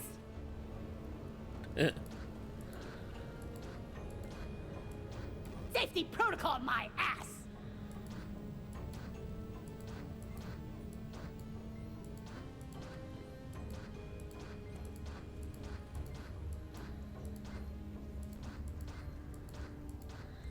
Ooh, almost. I did it! Jet Almost boots for screwed that up right everyone! at the end there.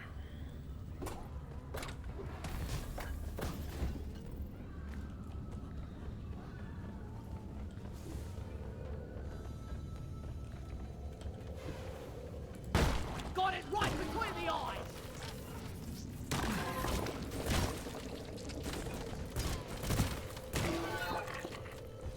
Bosco, mine it.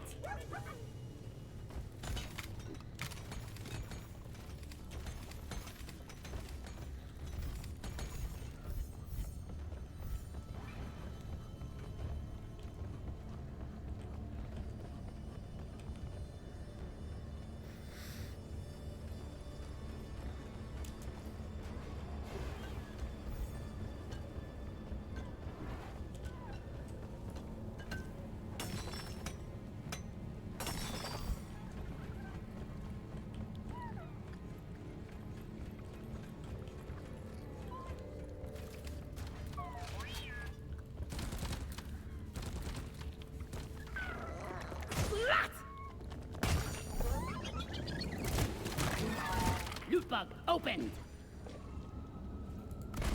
Lighting up. I need support.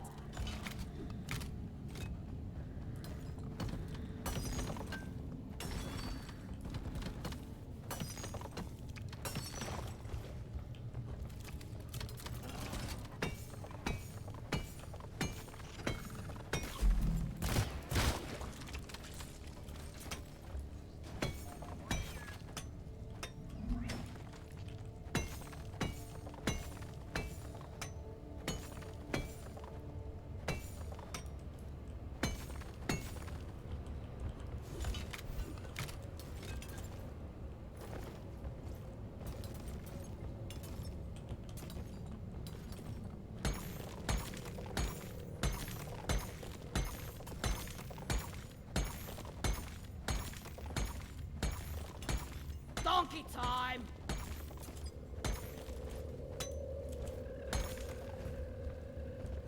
I need the damn minecart on legs. Where is it?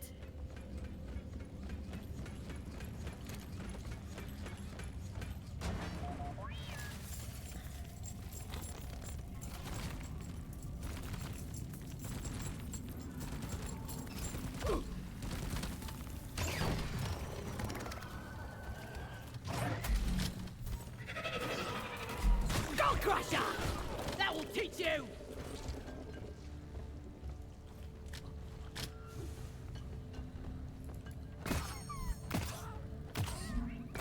You're cute, but you're dead.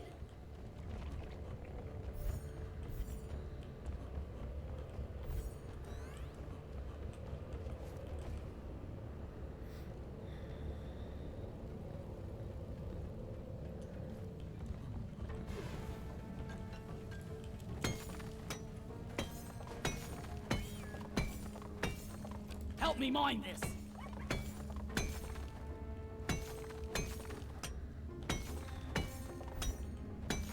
I have to make a deposit. I called for Molly.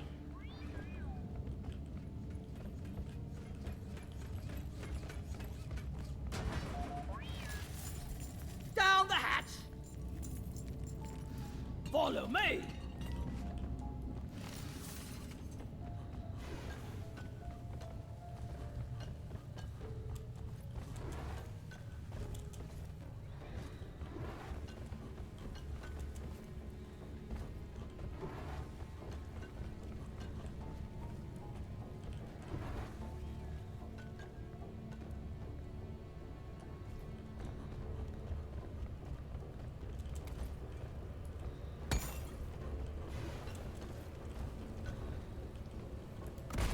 Flares up!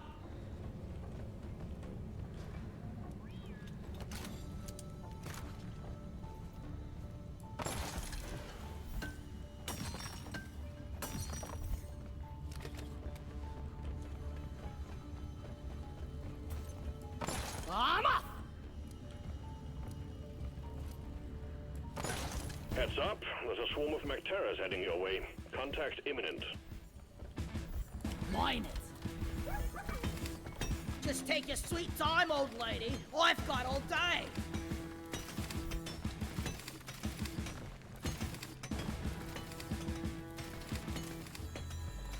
Airborne hostiles incoming.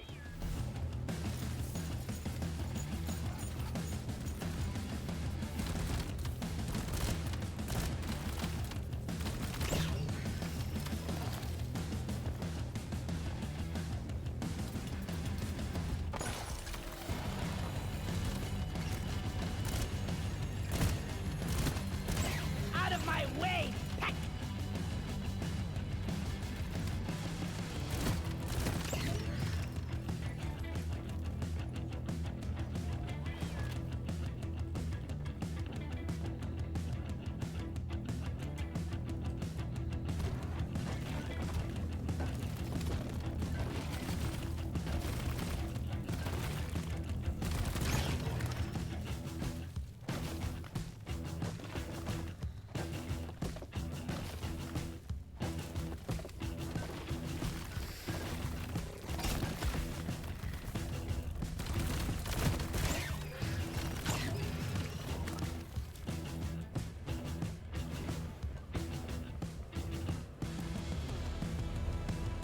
Keep fighting, team. You're almost through the wave.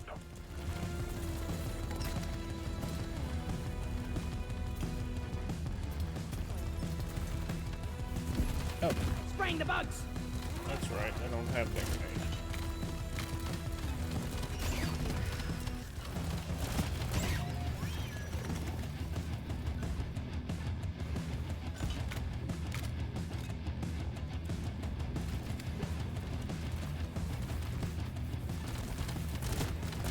Come and get me, you disgusting bug!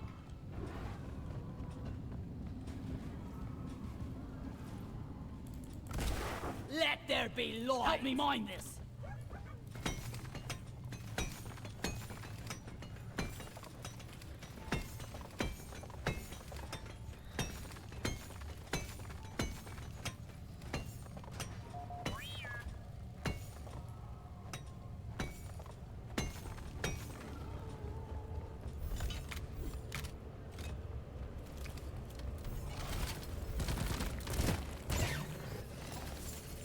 I hear management's been trying to get a shipment of knee pads in.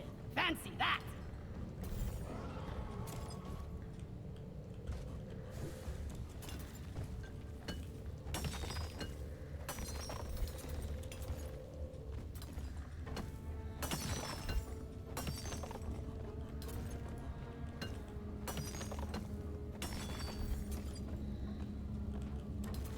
Drone, get to work! These boots are not made for walking! Lights up!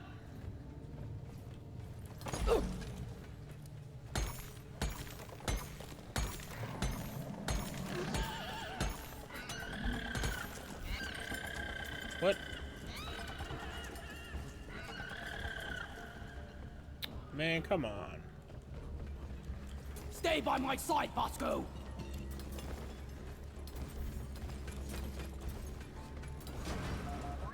Nicely done, team. You secured yourself a nice bonus. Damn, Huli order. I got set off before I even saw him. Bosco, line it!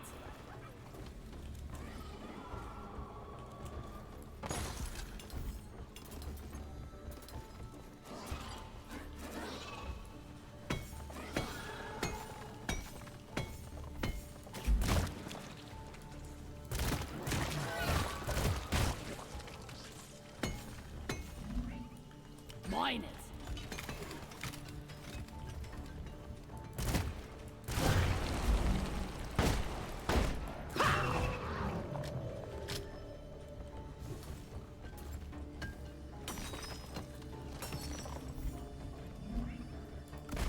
Light!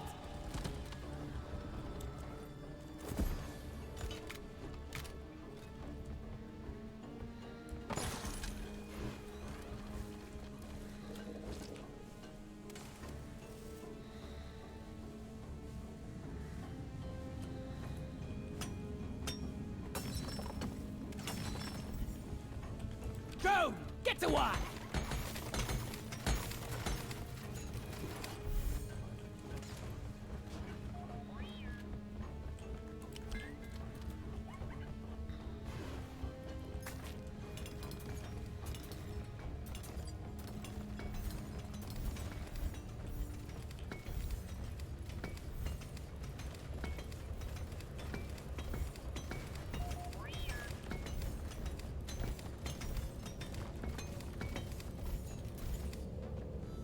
Bosco, line it!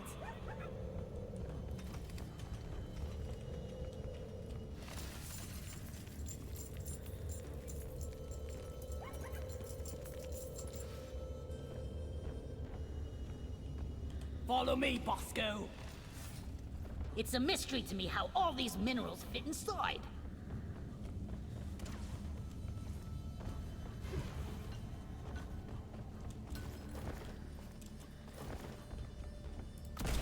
Lighting!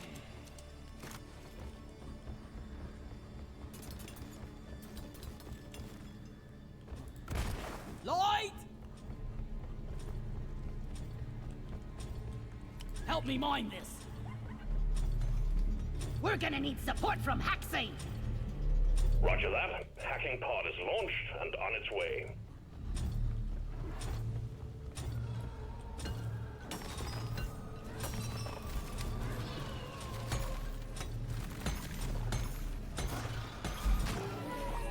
Mine it.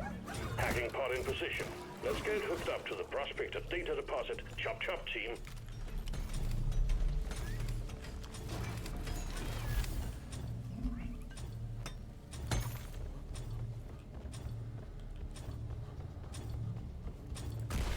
Light is up.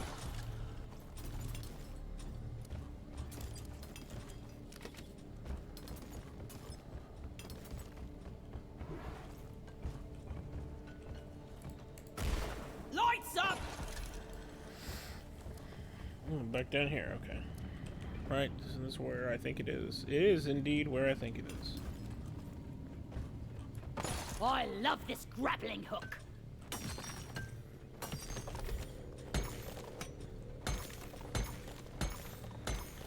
Bosco, mine it!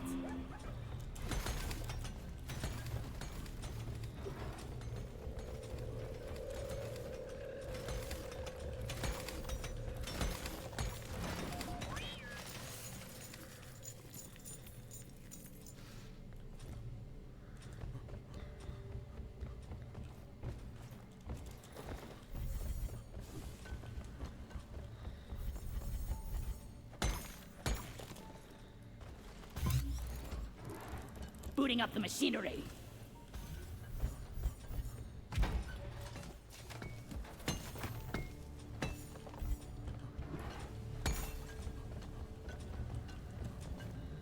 Jet boots, on!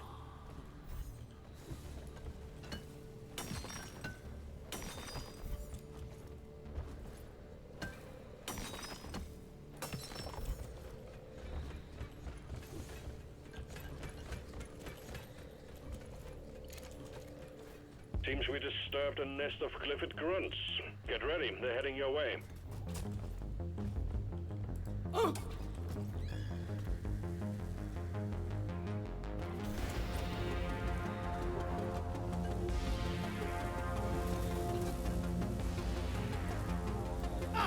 The Clifford grunts are here. Let's show them our special handshake, team.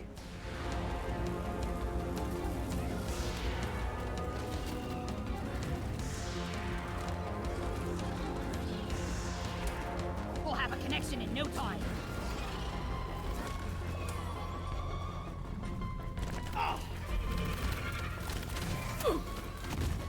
Pheromones! Let them kill each other!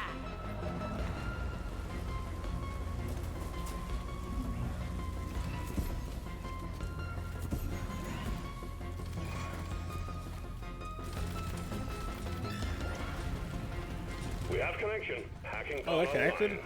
Begin the hacking. when And you're I don't know ready. why they nerfed the battery stations so bad on the sabotage mission. It's like Die! you gotta get the node like right next to it for it to connect. Players, not ready yet!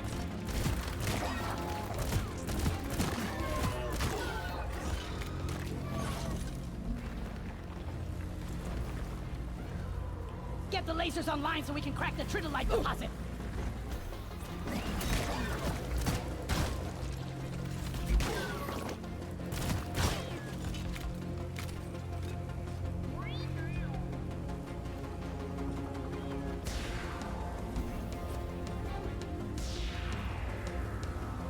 Scanners show the wave is thinning Time to out. multitask. Take out the rest of them. Stat. Get to work! Well, a tritolite deposit. We're sending in a nanite bomb dispenser for your team. If those things can't penetrate it, nothing will. Team, it's hacking time. Protect the hacking drone. The hacking drone is under attack. Keep it safe so it can work.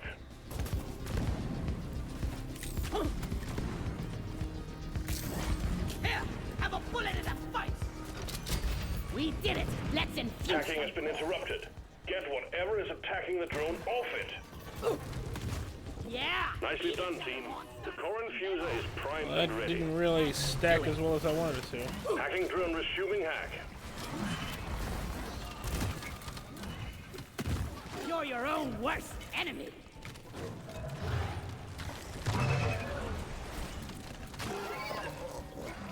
Yeah! Hacking drone under attack. You ugly You don't want to son fight of next a to the bitch. drone? How dare you? The hacking has stopped. Get on it, team. Hackbot, get out of hiding! Get back to smashing that keyboard! Hack commencing. Well, they're coming in hard on this one.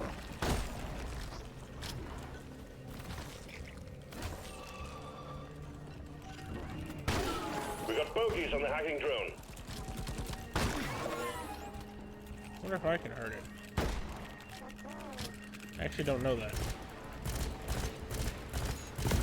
Oh yeah, you Drone can. can't hack as long as there's bugs beating It it seemed up. like it, Do but I never something. actually tested it. Reactivating the hackbot. We gotta restart Hacksync. Hacking commencing again.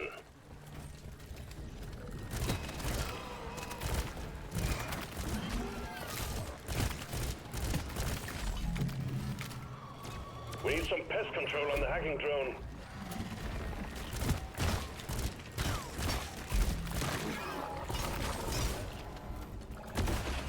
Go patrol a scrapyard, you toaster!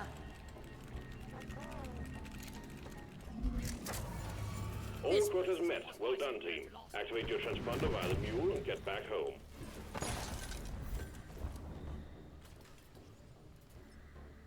Yeah, give me some sugar. That's some heavy data! Oh, you know what? I haven't... almost forgot to use my core infuser. Time to reap the rewards! This is fun! Good times! I like the sound of that. Do drill this time.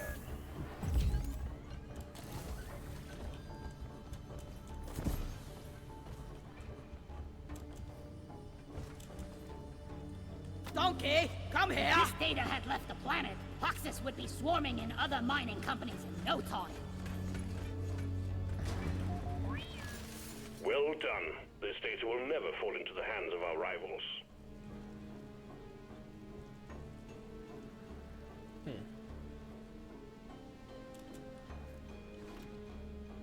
Drop pod inbound. Stand clear. Where is that damn tin can?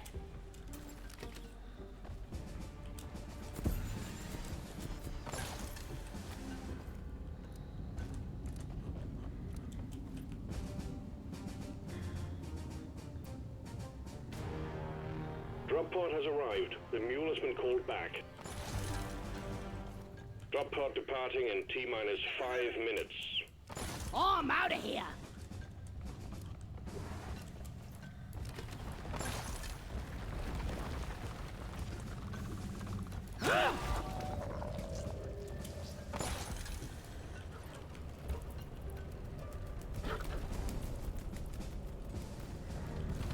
Not ready. Flares recharging. Last dwarf in the pod pays for the first round. Nah, I can't get through that easily.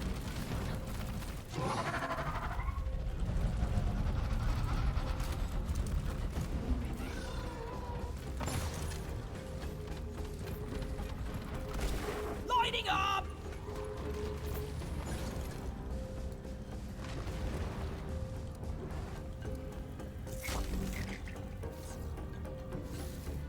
Drop pod departing in T-minus 4 minutes. Let there be light!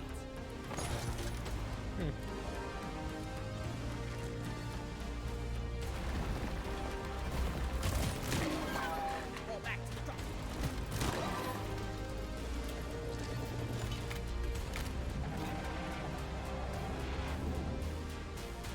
Oh, he sounds pissed.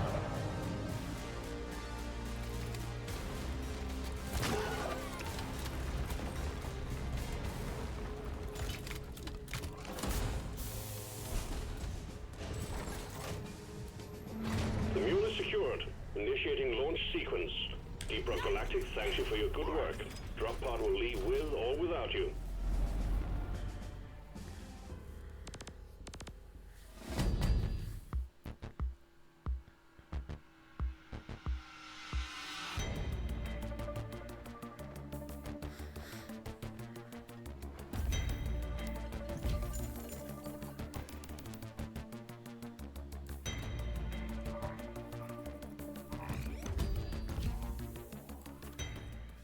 Yeah, buddy.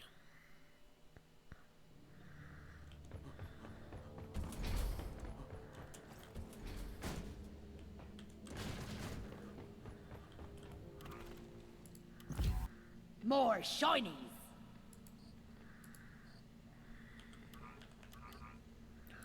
Alright, let's go back to season 3. We're getting there, we're closing in.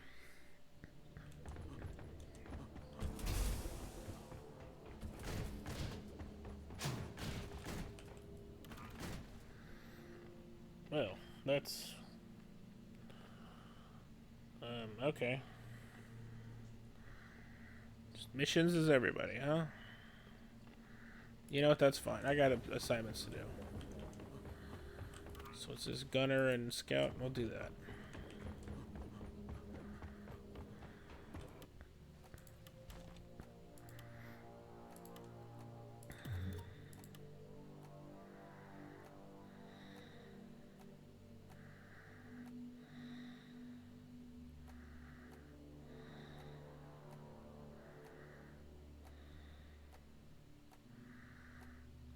Which of these did I like?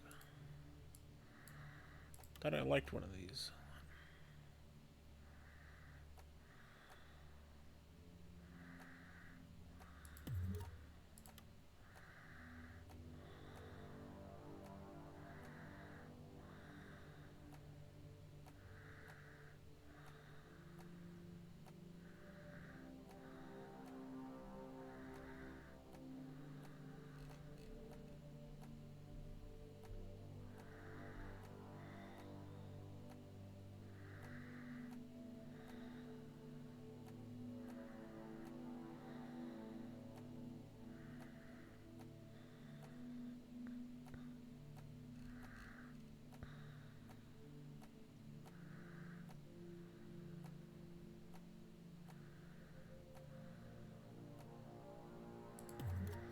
Oh, I don't know.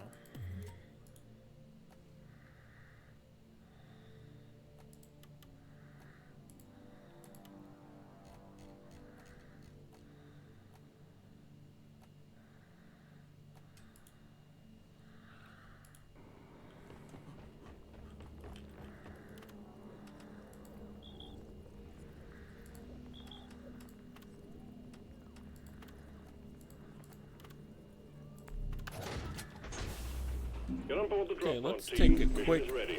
leg stretch break here. Go run a salvage mission.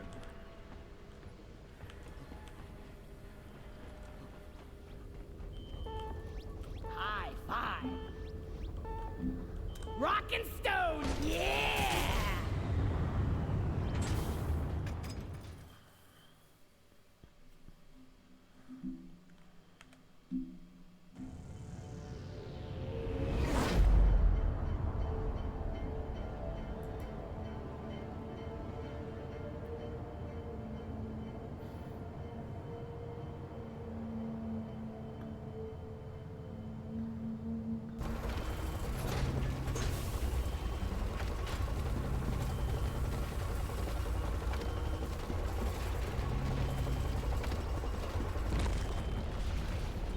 If we survive, next round It is is on lost me. at dice what ancient honor won. This is a salvage mission. A previous crew lost their mini-mules, their drop pod, and their lives in this cave. Find and repair the lost mules, get the drop pod operational, and return to base. Expect heavy infestation, and try not to mess it up like your former colleagues.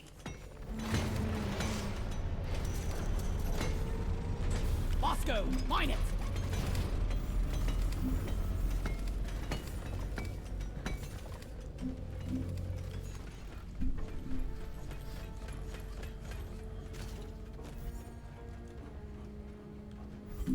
You snooze, you lose.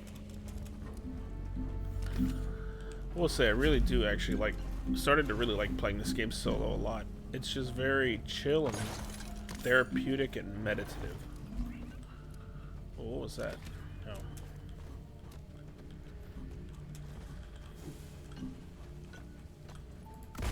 Lights up!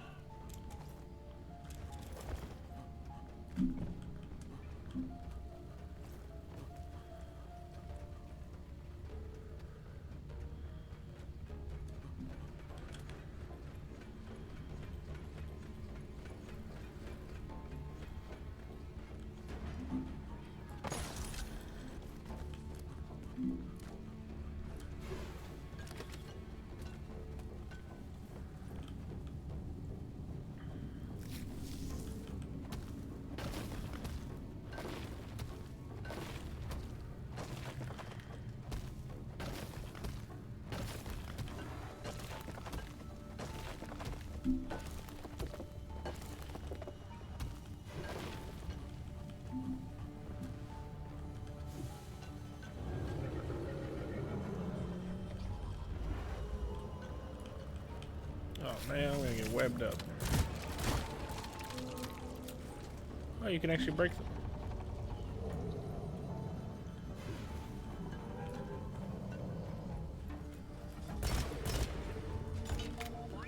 Well, that one broke. I don't know why this one won't.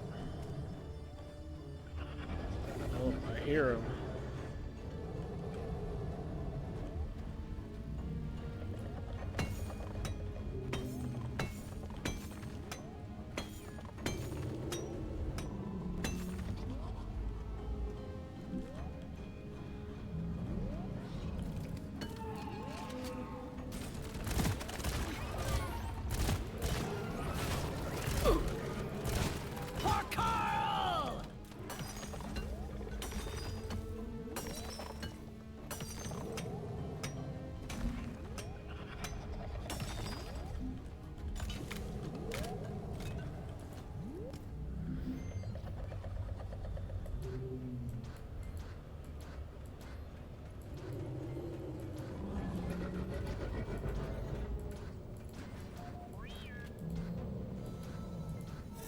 Jet boots unlocked! Don't splatter yourself all over the place!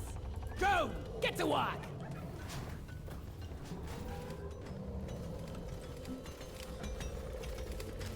I should call for the mule. Yep. It's a Goldie.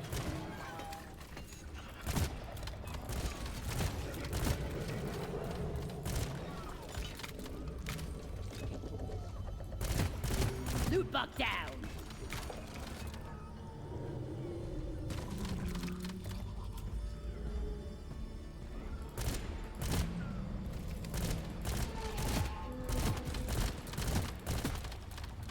Bosco, at least hit the damn.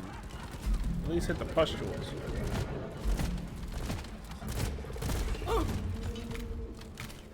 Pow!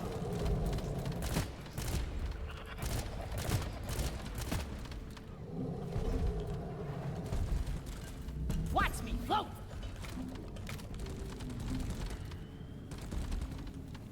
Bosco!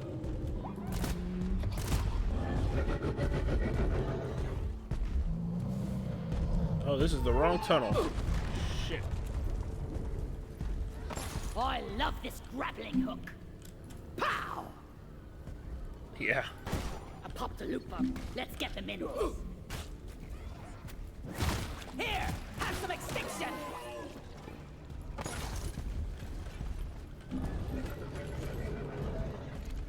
There you are. Give me some light!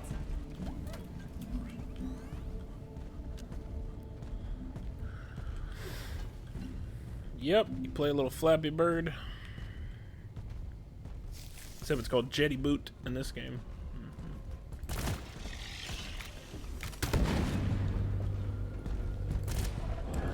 Wait, man, since you're in here, can you let me know if there's any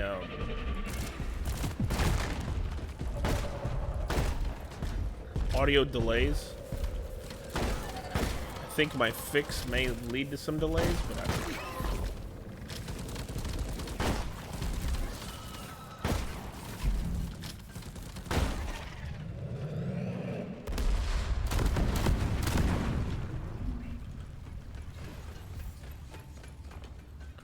Oh, he destroyed so much of it.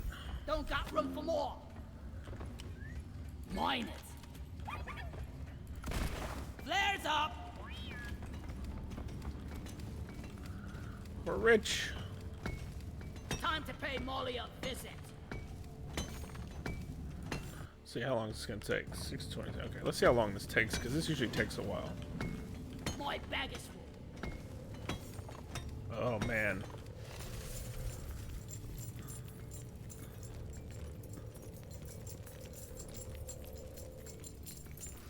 I can run this on ultra settings with no real problem.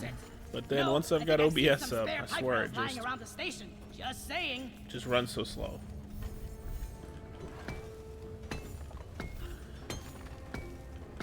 And OBS, it tells me how much of my CPU it's using, but it's not, and it doesn't seem like very much, but it must be using a lot of my GPU as well. Inventory is full. Time to deposit. Of course, if I just had a second computer to run my OBS and all that through, this would be so much simpler. Can't carry anymore.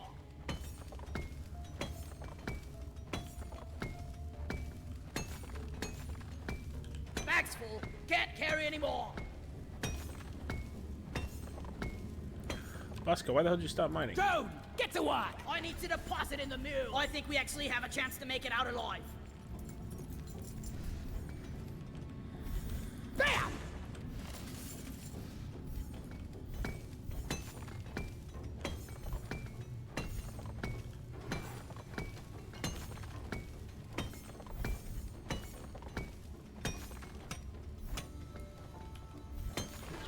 I mean, a couple more frames, bro. It's like I keep a solid 60. There's only like one situation in this game that ever drops my frame rate when I run it on ultra. But with OBS on, I have everything turned down to high, and I barely can maintain 60 FPS in the best of conditions. We have someone to carry our rocks and stones. Like, it's eating the hell out of my GPU. Now, granted, I have like a second monitor with OBS on it, and it's, you know, sort of mirroring my footage in a smaller window, so that probably isn't helping. Actually, you know what? I wonder if I can just... Hold on a second. Let me see if I can just do something here real quick. Can I just cover this? Whoa, whoa, whoa. Why'd you get all small? That's not cool. Don't get small. Get that shit out of here. Okay, let's see here. Can I just cover that and then we'll just do that? Let's see. Now I can't see how much CPU it's using, but let's see if it runs better.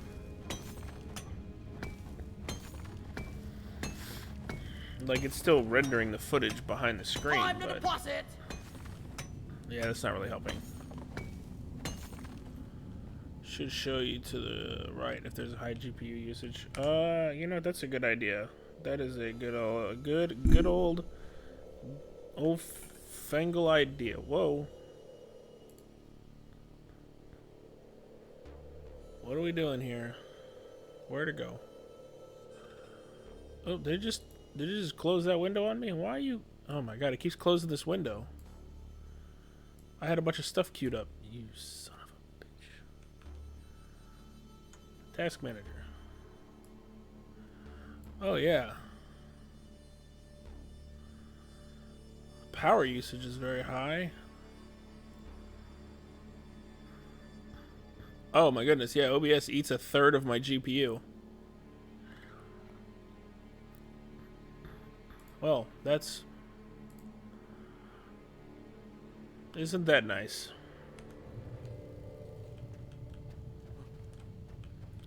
No, I'm not recording. I don't want to risk that. I'm just like...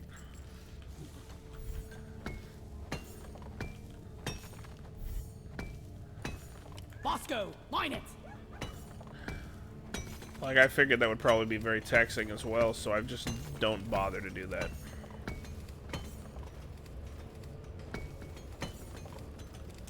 So, yeah, I figure if I really need it that bad, I'll just go pull the VOD off of Twitch, download it. It won't be, you know, the best quality. Like, I could record this in, like, 4K, but... I figured it was probably a bad idea. Now that I actually see the GPU usage, yeah, I don't think my computer would run.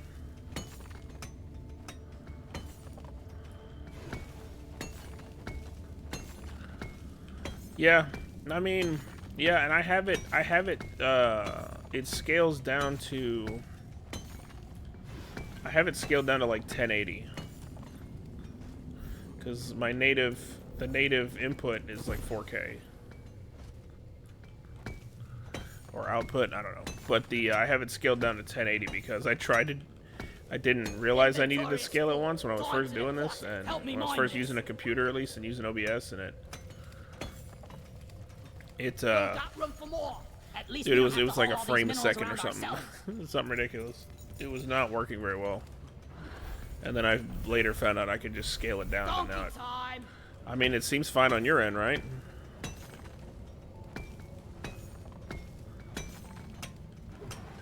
Deposit time.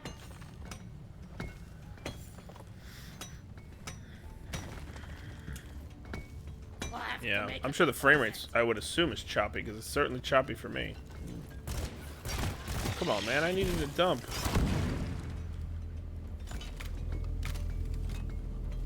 No more room. Time time for deposit.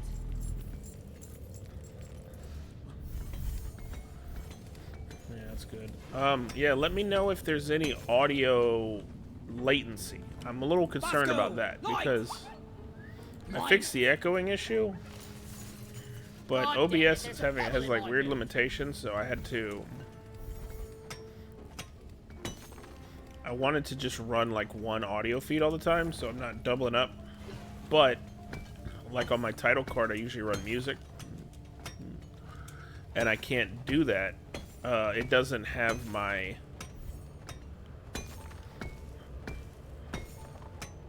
I can't carry anymore. No? Okay, that's good. Because I have it set for desktop audio instead of audio out of the capture card, so I was wondering if it would have like a delay or something. But basically I can only run desktop audio on my title screen. Can't carry anymore. For the music. I can't run the capture card audio unless I put the capture card in as a source, which would also be a video source. So like I could put the video source in on the capture card and I could just hide it behind the title card. But I just really don't want to do that. Also, like I have it kind of on the other little screen here that'd probably just eat up more GPU even if it is hidden. I mean, maybe, I don't know, but it's fine. I can just kind of run everything through the desktop if there's no latency. And until if I switch to my PlayStation, which I'll probably be doing tomorrow, then I'll have to run it.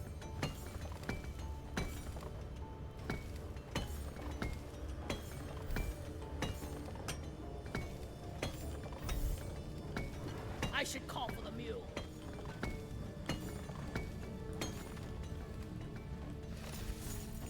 After this, longest shower ever. Feel like I Clifford gunk in every single crevice.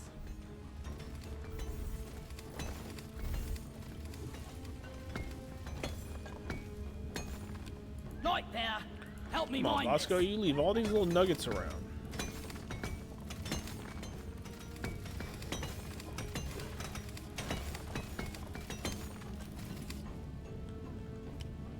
Drone, get to work.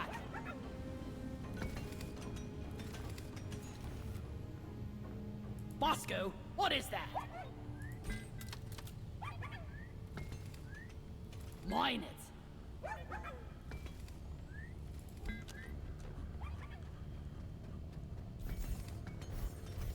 My bag is full.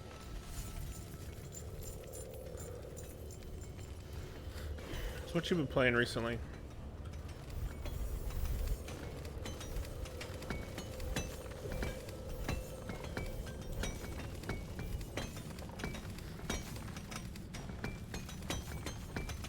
I'm full. Heading to the mule. Drone, get to work.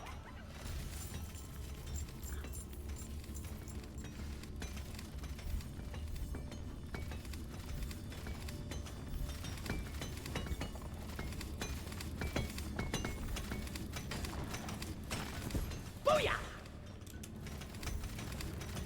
Up! Oh yeah, how is that?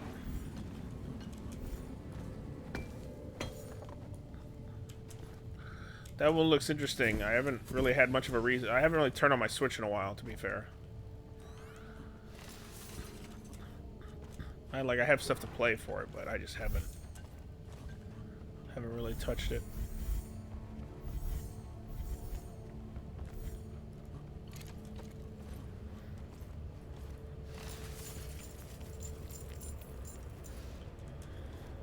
Jet boots activated.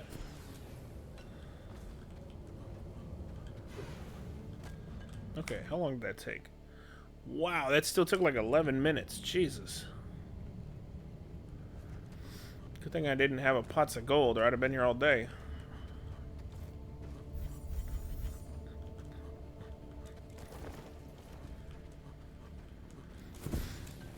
Yeah, that's what it seemed like it was kind of supposed to be, and you know, good on them for like trying to find a new, interesting way to do it, innovate it a bit. Personally, I think the Zelda formula is great. You know, you don't really need to. You're cute. You don't really need to innovate Zelda. I think it's so solid. But you know, a lot of companies don't innovate things, and they end up getting stagnant.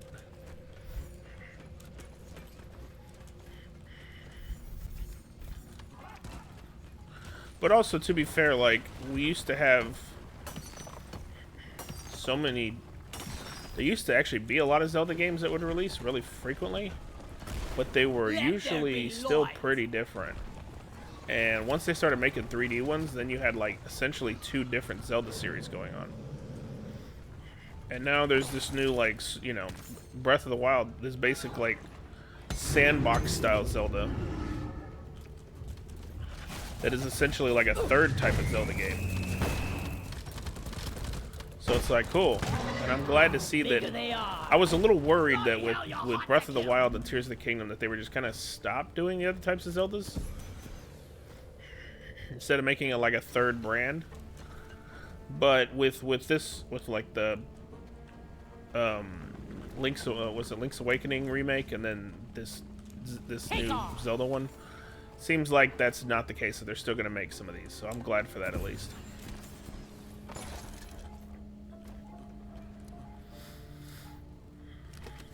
Yeah, they usually have, like, good gimmicks that set them apart. They find creative ways to do stuff. But I really like the core gameplay loop of the other ones. I hope that they continue to make more of these 2D Zeldas, and even, like, the older style 3D Zeldas, I hope they keep doing. I don't want every Zelda game to be Breath of the Wild, you know?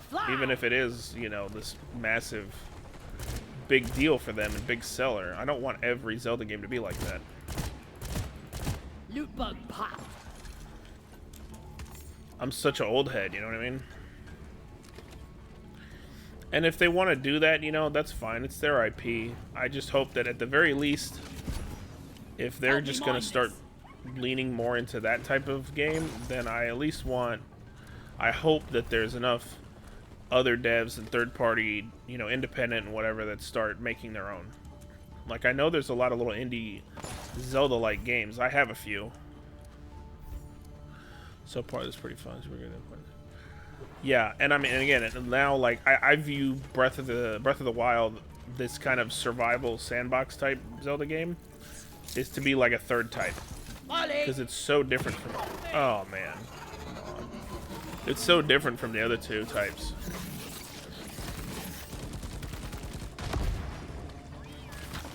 Bastards always get me.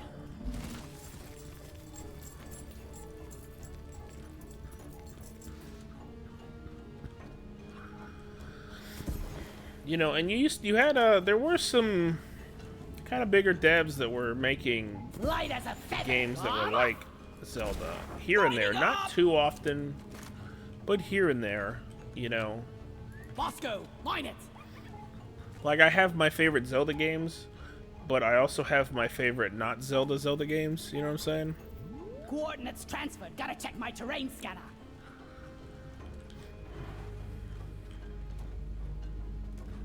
And now like with indie stuff, there's actually quite a few. I've got a few of them that I've even bought that are such, like, some of them are kind of like blatant rip-offs, but I'm like, yeah, it looks cool.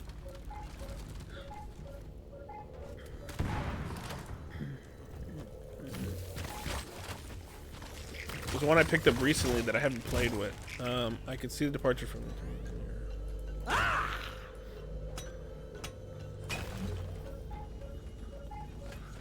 Yeah, I mean, that's what I'm saying. I hope that they're not just gonna, you know, just keep, like, Breath of the Wild and Tears of the Kingdom did so well that that's one of them things where it's like, oh, this does so well that this is just what we're gonna do now, and I really hope that's not the case. We get back, it's sandwich time. Dude, Tunic, man, I keep telling people, dude, Tunic is something special. Tunic is so special. The only thing I wish is that the combat was a little better. Some of the combat encounters are, like, absolutely frustrating. But only, like, a couple of them. Other than that, like, I think Tunic is an absolute 10 out of 10 masterpiece of a game. I thought it looked cool, and I was just like, oh, this looks nice. It's like a Zelda kind of game. That's cool. And I was a little late to the party because I just thought that's what it was, and it's so much more than that. But you can't tell anybody that it's more than that. You just have to tell them, like, please play the game. That's really all you can tell them. Dude, if you want to know what gaming was like in the 90s, for like when I was a kid, Tunic is that game. It captures the spirit of it so well. It doesn't feel like an old game, but it captures the spirit of discovery, the sense of wonder, Lighting! and just, there's so many little things that it does that is just impresses the hell out of me. Tunic has a clarity of purpose that you just don't see in I don't want to be like the, oh, modern games suck kind of guy, because honestly, I think technically a lot of these a lot of games nowadays are like way better than the stuff that they sort of copy. I'm going to keep it real on that from a technical standpoint, but there is a certain thing of, you know, there's unfortunately a certain nostalgia and youth factor that just can't really be recaptured. Figure out the last bits of the language. Yeah, you know, it's definitely the puzzles are. I had to look up 1 or 2 puzzles because I was like, dude, I don't know what I'm supposed to do here. But Tunic is made for people my age that Fly me to the moon! that loved Link to the Past and had the booklet and the little notes Can't thing, carry anymore. and loved looking through the booklets and reading all the little notes on the enemies and stuff. But like, we've grown up and we've gotten smarter. We're not little kids anymore. And Tunic recaptures that Link to the Past kind of energy like nothing else does. Deep Rock The seriously needs booklet to thing invest in alone something really is better what in kind of good. makes it work. I don't want to give too much for anybody else who pops in here or whatever, but Need some free space. what that game makes you feel is what we used to feel playing shit like Zelda back in the day, back on the Super Nintendo. Just being like, wow, I you know, this is so out there, this is so different. There's so much new, interesting things to discover in this corner over here. You know, there's cool stuff in this booklet. I miss booklets, dude. I wish they still did booklets, but everything's digital Hands now, up. which I hate so much, even though I constantly engage with it because there's always sales. Coordinates I typically downloaded only to buy scan. digital things if they're on sale. That's the only reason I can really justify it, and usually like a heavy sale. Bam!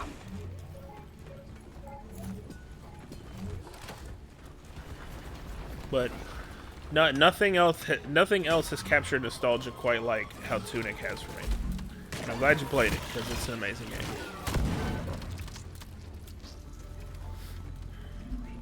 Yeah, the game wants you. I mean, now like the internet kind of ruined game secrets in a way where game secrets now, for so many games, so many people make the games like have these really obtuse hidden secrets because the internet just tears everything apart in minutes. So I think Tunic's a little heavy-handed with some of the puzzles in that regard. Well done. The mule is But the working game absolutely gives you that vibe of talking to your friends and being like, dude, did you find this thing? If you go over here and do this thing and play this song and, you know, walk in this pattern, or that's how it used to be back in the day, man. We didn't have all this shit. Like, we had the internet. It was early, though. There wasn't a whole lot of stuff going on the internet back in the day. Let's get that drop pod fixed. And we were kids. We didn't know what the hell we were doing on the Projects internet. on the side of the drop pod. It's heading for the drop pod. So all you really had was, like, if your friend was playing it, you could talk to your friend like, dude, this game's, you know, and your friend would come to me like, dude, I found this thing over here. Did you find this? It's like, no. Yeah, I've purposely tried to stay away from Animal stuff because I've heard that it does something, that it's a game that now, like when someone says it's a game that you have to go into blind, I'm like, say less. I already know what you mean. I'm going to go in blind. I'm not going to look nothing up. Because even then my brain will start speculating, even if I know that much, you know. So a lot of stuff, Secured. Now to get the pod working. First, if it's like a new establish thing, proper connection between the pod and I'll the generally spacecraft. just Set up the I'll uplink. just try to go in as blind as I can. I'll watch a trailer or two, whatever, and then I'll just go in blind. I know what I like, and I've been playing games for so long that I can look at something and tell if I'm gonna like it or not. I have such a discerning eye for this stuff that I rarely ever play bad games. Yeah. But I rarely ever play anything that's bad or anything that disappoints me. Uplink ready. Triangulation. I think I've played like initiated. one game in the last like Triangulation zone 6 or 7 or years that I found connection. disappointing, and I We've can't got even one remember what it shot at was. this. It's free. What do you mean it's free? It's not free. Lights up! What are you talking about, Wills? You mean like with the premium thing? Triangulation at 50%. Because I have PlayStation Plus, but I don't have like the premium tiers or nothing. I just have like the basic tier. Oh yeah. No, I don't do the I don't do those subscription things. I don't like that kind of stuff. I kind of like just buying shit. That's like I wanted to. I'd hooked my Wii U up like before Tears of the Kingdom came out. I was like, oh, I need to hook up my Wii U and finish Breath of the Wild because I never actually did. 75%, almost there. And I was like, oh, I'll get on here and download some of these games because the on the Wii and the Wii U they had that like virtual console where you could just buy like old NES games and Super Nintendo games, even like Genesis games. It was great. And I was like, I should get some of these because I want to play a bunch of these games, and I want to like at least have another version of it since I still have my Super Nintendo, but I don't really have a way to hook it up. Uplink triangulation completed. Remote control reestablished. Yeah. Stand by. Well, Swing in fresh so I fuel logged cells onto my for Wii U, our and it turns out they had just shut down the store like a week prior. So I couldn't even get like my the DLC for the Breath of the Wild or nothing. Yeah, they had literally shut it down like a week or two before I hooked it back up. And I was like, well, that's my fault, I guess, for bullshitting. But Fuel cells have arrived. now they have something Connected to the similar drop on the Switch, but it's not. You don't buy any of them. It's just a fucking subscription plan, and I don't like that. Let me buy the games, man. Charge cable plugged in. Prep the fuel cells for charge sequence.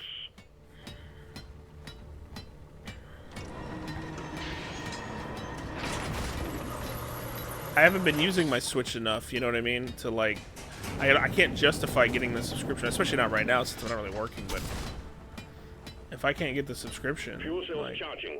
Stay close to keep them operational. I just want to buy those little games. And yeah, yeah, of course, it'll probably be more expensive for me to just buy the games individually than to pay for the subscription.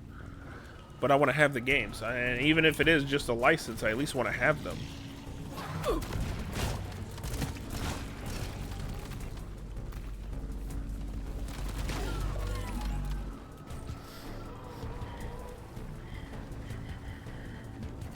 Fuel cells at 50%.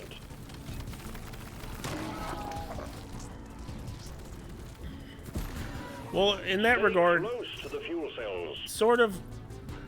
The thing was, I remember when when only like Xbox had a talking about having physical media. Yeah. Well, I mean, even digital stuff, if you buy it, it's not really a purchase, it is just a license, At least one of you has to remain by the charging which fuel can cells. technically Get be back revoked, there. and but usually, even if they remove it from a shop, you can still re-download it. Like, you can actually, there was a bunch of PS2 games that they put on PS4, Fuel cells at 75%. and if you You're can buy almost them there. on PS4 or even on the PlayStation Network app, and then you can download them on your PS5, even though you can't find them on your PS5. Like, you can't find them in the shop. But they also haven't made it functional for the PS5, which I found out. So I tried to play one of them on there, and it was all buggy as shit, because it just wasn't emulating correctly. But, I mean, damn, at least if I have the license, like, let me still be able to download the thing. Which is usually not a problem. Usually. There are a few things that they've completely scrubbed, like PT, you know, that was a big deal when they scrubbed that. But preferably, I just prefer to have physical media. A lot of these indie games, though, don't do physical media, and that's a shame. battery access spooling up. And it's kind of the nature of the beast, right, with updates and everything. Like, what I would love to do is, you know, they have, like, limited run and stuff. But what I would love to do is have a company that's like that, take a game that's digital only, and when the game's done, and it's all finished, and there's no more upgrades, there's no more updates, there's no more like DLC or updates or anything like that. The game hits its final update, it'll never be touched again. I want to put that version on a disc as a physical media piece, so you never have to download anything for it ever, because one of the preservation issues of not having physical media and updates is that even if you have a physical version, if you don't have the game installed and like if I go put a game on my Wii U right now, if it's gotten any updates, I'm not going to be able to download any updates for it. So I'm going to be playing like the worst version of the game, and that's what I own. I didn't see that. So like I would love to have a physical version that has all the updates on the disc in some kind of way, some kind of version that doesn't need to be updated. It's just the most recent version.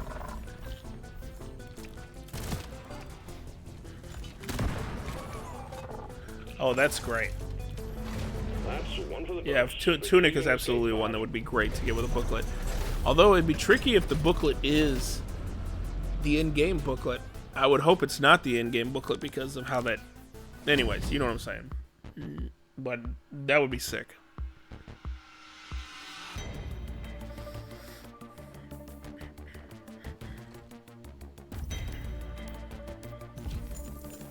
But you know, it's a different time.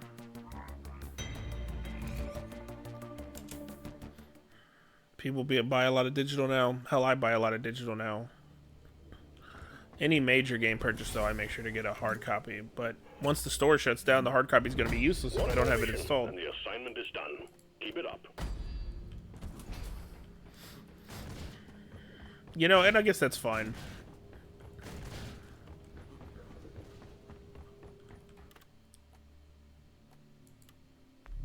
If Deep Rock Galactic can't provide the goods, I'll forge them myself.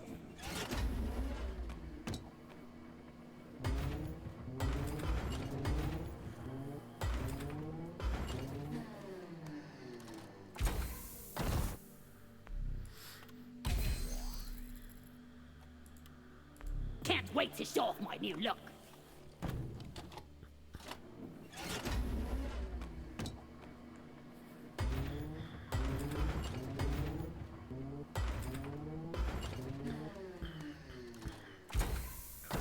But one thing I love, at least, even if Nintendo's not going to sell me digital copies of the games and not going to sell me the physical copies, at least I can still, you know, get some of these physical copies a bit overpriced online. But they make consoles. There's like third-party companies that make consoles now that play all that old stuff, which is great.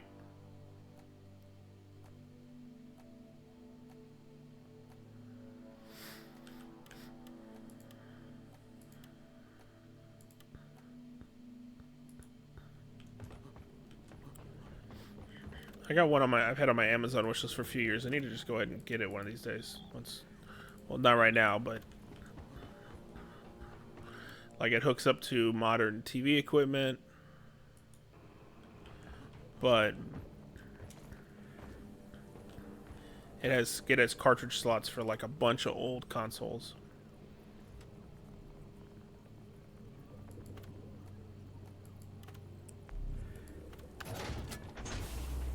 Mission selected. Your chariot awaits, gentlemen. Move out.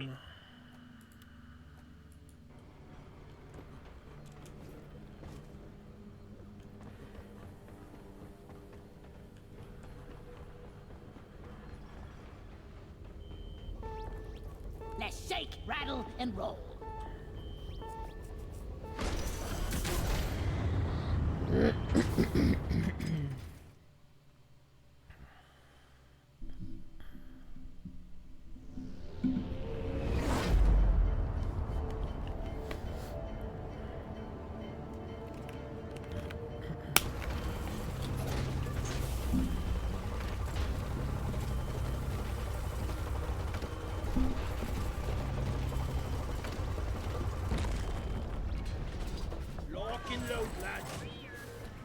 Slappity slap.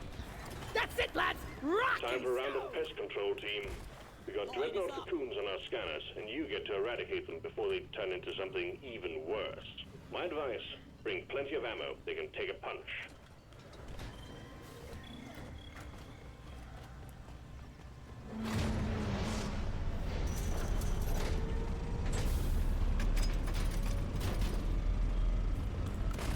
Flares up! Look there!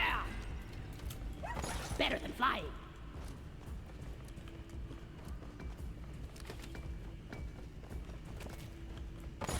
Splat!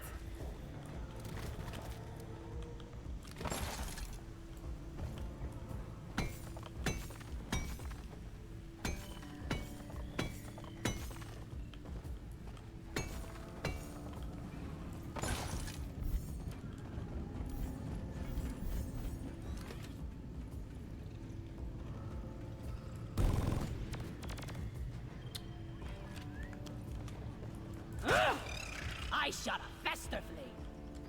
I definitely didn't shoot him.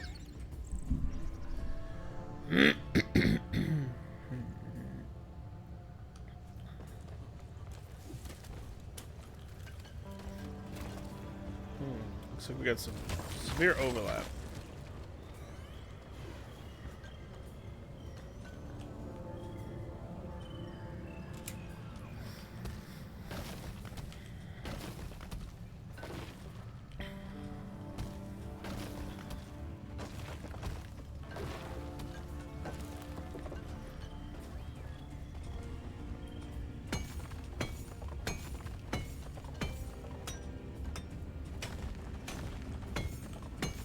I'm totally loaded.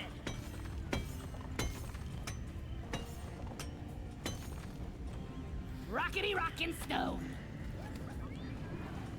Give me some light right here. Mine it. Can't carry it. Oh yeah, but as far as like some good non-Zelda games, there's a lot of little indie ones now. There's one called Swords of Ditto, which I really liked. It's actually has like a multiplayer component to it, but it's kind of a roguelike where you keep doing like a time loop. It's pretty sick. I was a big fan of that. I played it for a while. There's one called Arrow Heart, but it's like, I think it's AIRO. And I haven't gotten it yet. It's on my wish list, but it looks like I took out the cave angel for no good reason. but you look at that one, it's on Steam, and actually I think it's also on PlayStation. But you look at it, and it's like, dude, some of these I swear are just straight up Link to the Past assets, just kind of tweaked and redone a little bit. It's very funny, but it looks totally fine and competent. I don't care. Lights up. Why Nintendo hasn't made like a Zelda Maker, like Mario Maker, is beyond me. Need a hacking pod. Okay, you're loud and clear. Yeah, you know what I'm talking about. Pod is coming. Better stand back. You need to make a Zelda Maker. Actually, you know what? Sorry, you know what? I just found one recently. There is someone who made like a Zelda Maker type thing. I can't remember what it's called though. It's on my Steam wish list. I'll have to pull it up here in a little bit. Hacking pod in position. Let's get hooked But it's up. basically like, it's like, you know, it's like RPG Maker, but you can make a Zelda game. And it's like, oh yeah. At first I thought it was like a Zelda game, and then as I was looking into it, it was like, oh no, this is like a build your own game thing. Dude, what the hell, man? Why do they keep doing me like that?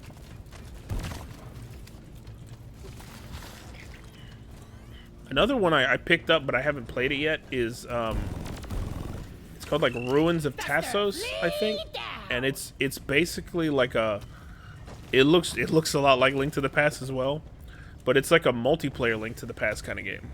It's like just mixing Link to the Past with Four Swords, and I'm like, that's cool. If Nintendo doesn't want to do it, I'm a big proponent of ripping off ideas. I think it's great. I hate patented video game ideas. I think it stifles creativity.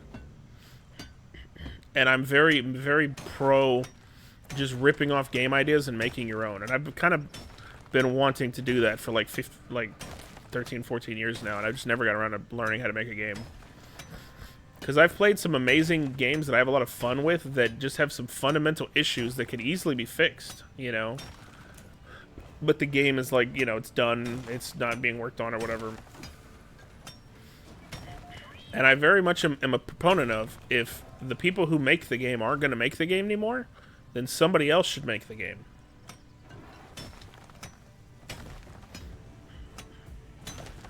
You know, we're just going to Thanos meme it, my guy. Just, fine, I'll do it myself. I love that shit. Do it. Oh, what's that? Blizzard's not making StarCraft anymore? Well, shit, look, now you got ex-StarCraft devs making a new StarCraft game. But it's, you know, it's called something else. It's great. Do it. Do it. I'm all about that shit.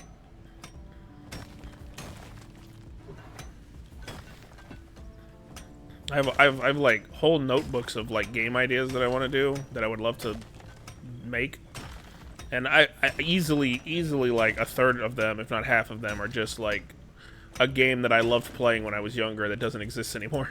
Like the genre doesn't exist anymore. You know what I mean?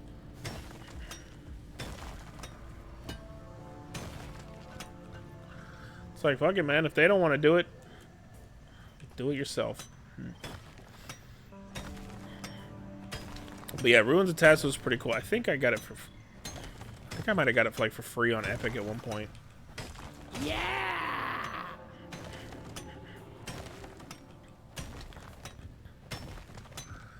But really, like, my favorite Zelda-like games are kind of old ones. Like, my favorite... Not Zelda, like 2D Zelda was Alundra back on the PlayStation 1. Sea of Stars. Dude, yeah, Sea of Stars is great. Yeah, I had to take a little bit of a break for like a couple of weeks, or maybe something was going on in my life, I forget, but I did take like a break from it. And then I went back and finished it, and I really liked it. And now they just did a big update with a bunch of new shit. Like a bunch of new features and stuff. And they added like some new kind of difficulty options, like ways to change up the gameplay, which was pretty cool. And there's like a whole expansion coming out, like a whole expansion story.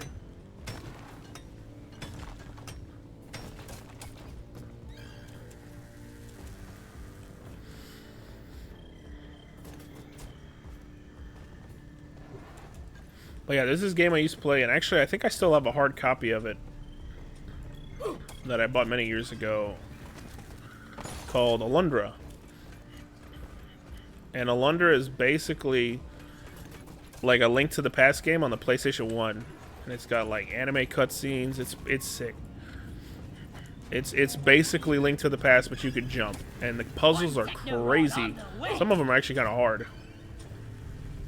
Hacking pod successfully connected to the prospective data deposit. Yeah, I would say Sea of Stars is a pretty strong challenge, but they added new things where you can make it harder. And I'm just like, I think it's fine. I think the game has a good balance of difficulty. I'm activating hack. Any more and I'll feel like I have to play it a certain way. Hack begun. Which it's already kind of close to that. Is attracting the bugs. Guard the hacking pod.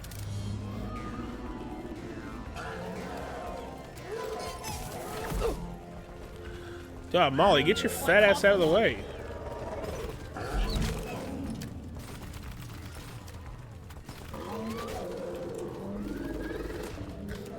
Oh, he died. Hacking drone under Oh, there's another one.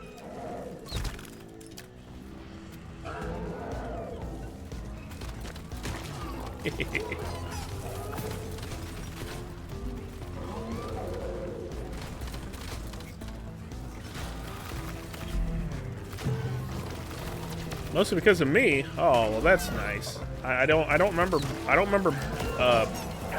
pushing JRPGs and turn-based RPGs on you, but hey, look, man, you gotta play the classics. You know what I'm saying? Get back to smashing that keyboard. Or you know what? It's, I did loan you Chrono Trigger all them years ago. Is that what did it? It's a Chrono Trigger. Eat it.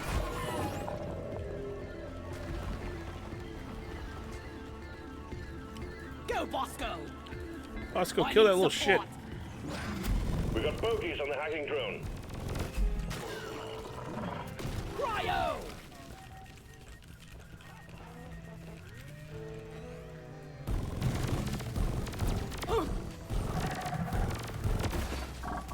you piece of scrap! Oh, okay. Yeah, I don't know. I'm trying to think of, like... I can't think of what I would have had you play. Or what I would have done to get you into it. But, you know, hey, I'm glad I did. They're great. I think I'm certainly kind of preferring action games more as I get a little older. I am having a harder time staying interested in turn-based games. Because of kind of how slow they can be at times. But I still really enjoy playing them, and I still find myself buying a lot of them, that's for sure.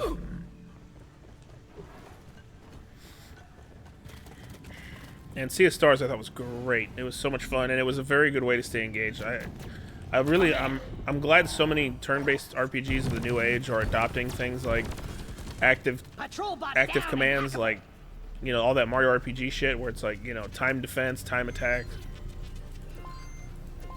Because it keeps the game so engaging. Hexy's not the only one who knows his way around a positronic matrix.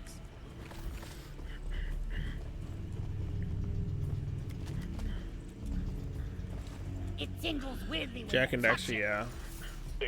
I only ever played like a demo of the first one, but I remember renting in the second one, and I just really didn't like the second one. I don't know why.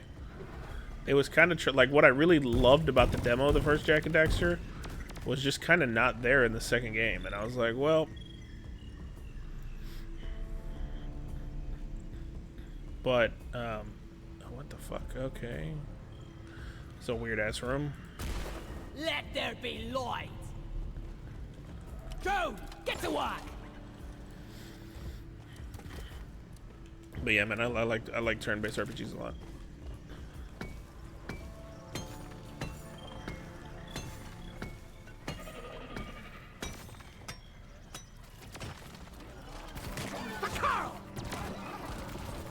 And also, like, I think a big reason I was getting into them as well is I didn't play turn-based RPGs at first, and then I had friends who were playing them, and then I started like borrowing them from some friends of mine, and fell in love with them. And then it helps when you have friends who are into that kind of stuff in school, you know.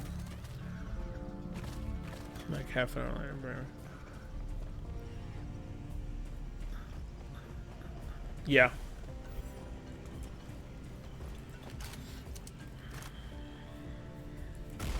Light.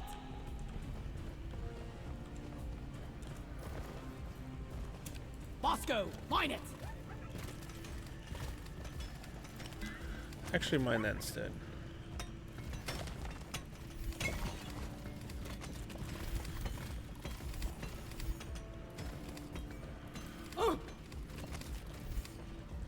Help I me don't know. mine this. Finish that.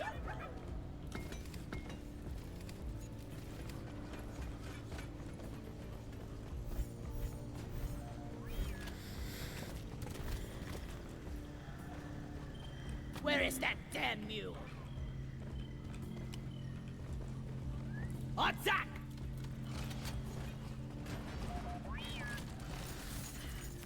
Oh yeah, so there was this game called Alundra on the PS1. They made 2 of them, but the second game seemed to have like nothing to do with the first. There was a big trend back in the day to like make a game and then make the sequel completely different. Like maybe if the game didn't do that well or something, they would just keep the IP and then make it completely different. I really don't understand that. You see it every once in a while nowadays, like with Lords of the Fallen, where the first game just did so poorly, and then they came back to do it again with the same IP, and it seems to have... I don't know if it has anything to do with that first game, but it's like, I don't know why you use the same IP. I got one of the annoying bugs.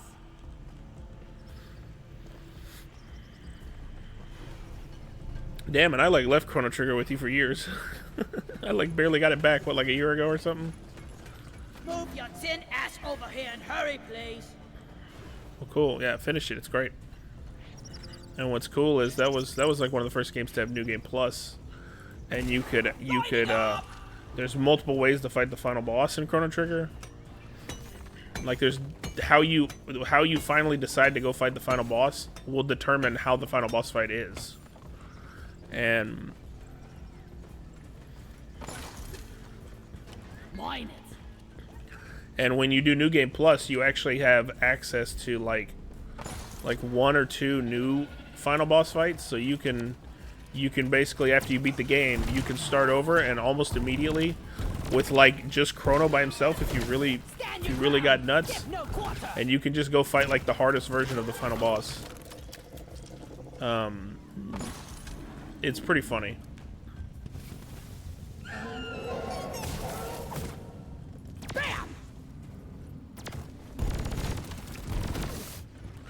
But anyways, I keep going off topic here. So Lundra's really good in that it's like Zelda. There's like a big open map that you can kind of explore. It's very similar to Link to the Past. But you can jump and platform, and there's crazy puzzles in the game. I need a damn minecart on legs. Where is it? There's one puzzle in particular in the game that I always have to look up because I just can never figure it out.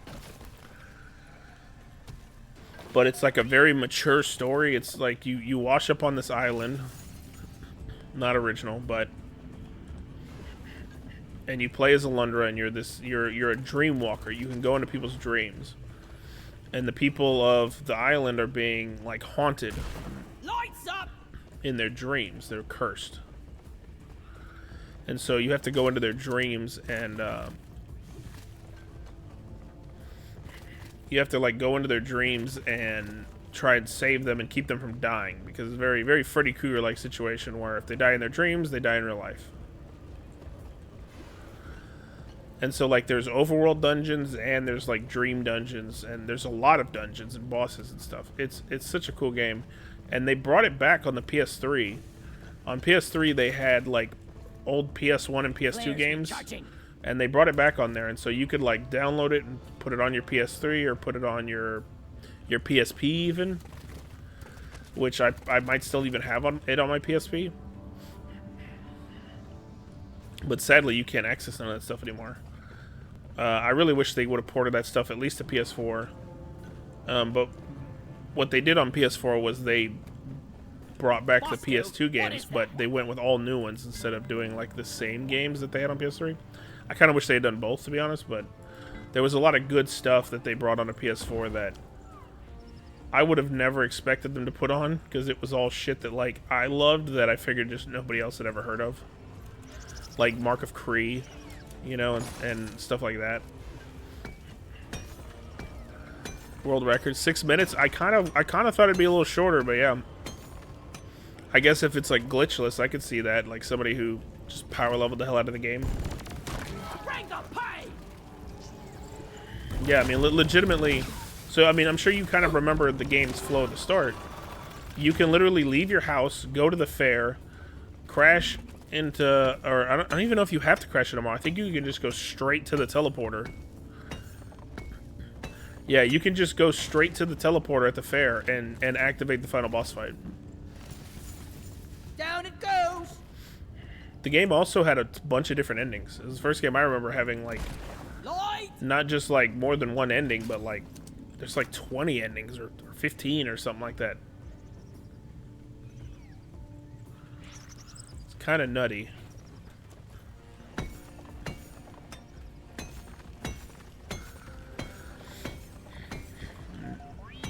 Chrono Trigger is great because even though it's a fairly simple kind of turn-based RPG, it was this powerhouse game of some of like the best turn-based RPG makers at the time all collabed on a big project, you know. That was like that was like one like an RPG all-star team that worked on that game.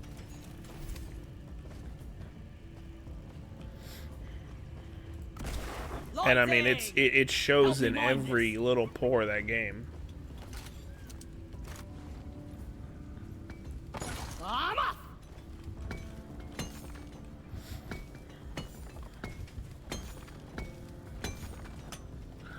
Oh yeah, something interesting I saw in an interview yesterday.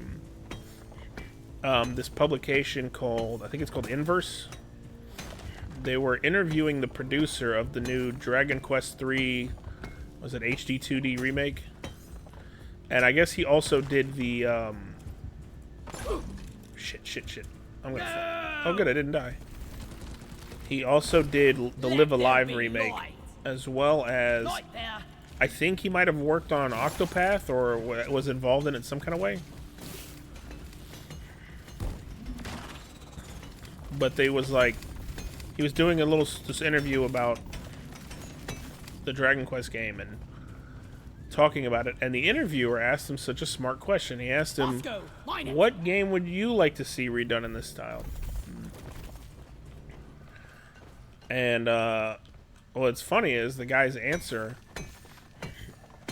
was Final Fantasy VI, which is my favorite game. Because he said that when that HD 2D style was created, they used Final Fantasy VI as a reference. It doesn't have that style, of course, but they used it as a reference for Octopath's sprites because it had like very high detailed sprites, and it was, you know, one of the better. I mean, aside from Chrono Trigger, it's probably like the best looking RPG on the Super Nintendo. And they wanted to get close to that style, but with this 3D. So his reasoning is basically like, now that we've gotten really good at this style, I would like to see what that game looks like. He's like, but that doesn't mean we have concrete plans, and he had to do all that kind of PR stuff. Like, that doesn't mean that we're doing it. But he wanted to see it, and I was like, yeah, based. I want to see it too. Flares up. And the thing is apparently in the new Pixel remaster, which I haven't played 6 on the Pixel remaster yet, Drone, get to but work. they have they redid the whole opera scene in like in that style. They actually did part of the game kind of in that style, just one scene in the game. And I don't know if they were testing the waters or what, but.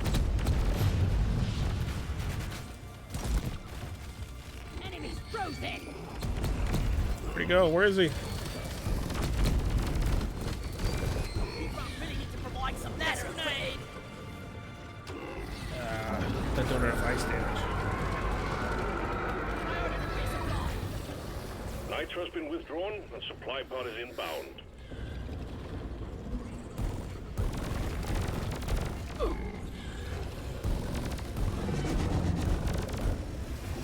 Resupply pod is here. Everybody connect ammunition. Ah!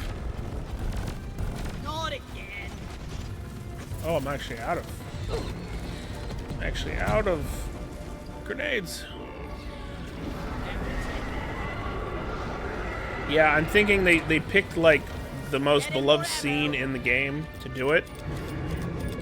So I was wondering if they were like, let's see what they think about it, because also Final Fantasy VI was the last game to release for the remaster. That Pixel remaster, I can't remember if they dropped the other 5 together. I think they were releasing them. I think my memory's a little fuzzy on this, but I'm pretty sure that they did like the first 3, and then they did 4 and 5 shortly after, but then 6 took like the longest, or maybe they released the other 5 and then dropped 6 later. But I just remember that 6 took way longer than the others. And I don't remember why. Cryo grenade! Oh, this doesn't... this cracks him immediately, and I don't have my heat damage yet. I gotta watch the overheating.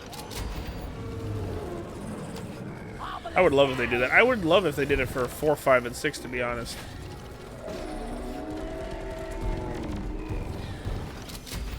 I have the Pixel remasters on Steam, but when they released it on PlayStation, they updated a bunch of little things like the text font and stuff like that. Things where I'm like, I really would rather play the PlayStation version, and I don't know why they won't put these updates in the Steam version. It's kind of frustrating. Excuse me. It's kind of frustrating. I wish they would do that so that I don't have to buy it again, but I really don't want to play one until I want to play that version instead.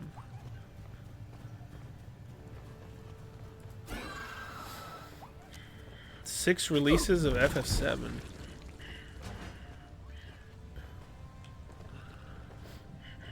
I mean, you have the old PlayStation version, you have the PC version. Let's go! Light! You have, they re-released it on the Switch. When they actually re-released, like, all the old Final Fantasy games on the Switch all at the same time, except for 8, because they didn't have the fucking source code. They had to release it way later. Mine it. Trying to think, what other versions of 7 is there? I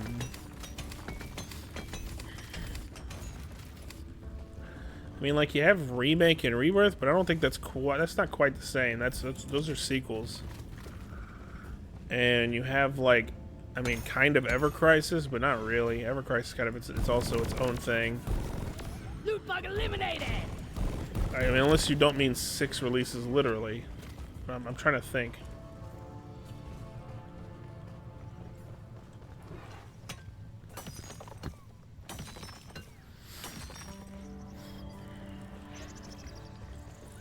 I don't mean literally. Okay. I die a little inside. Well, here's the thing. Final Fantasy VII is so big and consequential for Square that it's essentially its own IP. It's like it's pretty much like a separate IP from the other Final Fantasy games. And the thing is a lot of people like to hate on Final Fantasy VII. Oh, it's not that good, and it's like, okay, if you're looking at it by today's standards, it's kind of rough. You know, that's fine. There's been better games that have come out since 7 came out. But at the time when it came out, there was nothing else like it. It was a trendsetter. Other RPGs were trying to do what 7 did, including Final Fantasy, to mixed responses.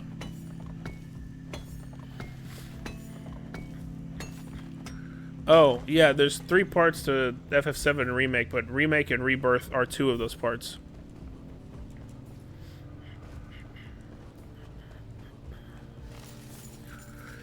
And it's mainly because, like, the old game was huge. It was on 3 discs. Like, it was a big game. It had lots of cutscenes. The thing is now, like, to have a remake of that game, people are going to expect a lot. There's been there's been 30 years of improvements since Final Fantasy VII came out. To just do, like, a one-for-one remake, well, a lot of people would really like that. I mean, as far as, like, technically, like, if you still made, you had pre-rendered backgrounds and little 3D character models, and, like, you could update the old game, sure, but to, like, really make the cutscenes that, like, have impact and voice acting, when you're directing a scene, you have to do it very differently when you have voice acting as opposed to when you have just, like, characters generally emoting with text. It's a whole different animal. The expectations are a lot higher now. So, it's like, okay, well, how do we take this big game I'm having the best time in my life right now. Turn it into, like, and modernize it in a way that is acceptable? Well, it's still going to be way too big. Now, truth be told, they could have done this in 2 parts. Would invest in some pesticide. But I don't know exactly where you stop it. And really, if you play a lot of those old RPGs, they have breakneck pacing. Like, the pacing is ridiculously fast. And if you were to do, like, kind of modern expectations of cutscenes, and if you really want to, like, let a moment sit and breathe, which you could do in the old games because the scene moved as fast as you were clicking the X button. So, like, if you needed a scene to breathe, you could let it breathe. If you were just going to mash through the dialogue, you could do that too. But when you have actual sort of live acting and cutscenes playing out in a certain time, you kind of have to stretch all that shit out. Now, they've certainly added a lot of stuff. That's for sure. But also, it's like, well, then the game, I mean, if you didn't add some of that stuff, the game would just be way too short. And they could have, there's definitely a good argument for saying they stretched out part 1 way too much, since the whole thing's in Midgar. But also, Midgar moves at, like, an insane pace in the original game. Lighting up! To be fair. But really, the remake games, they're sequels. They're not really remakes. They're actual sequels.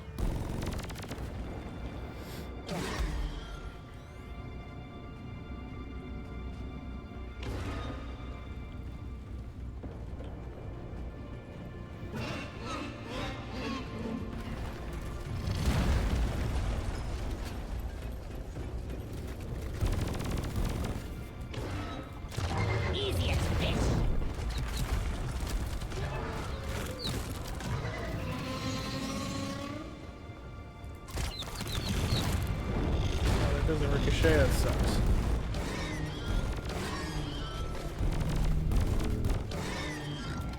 Be gone!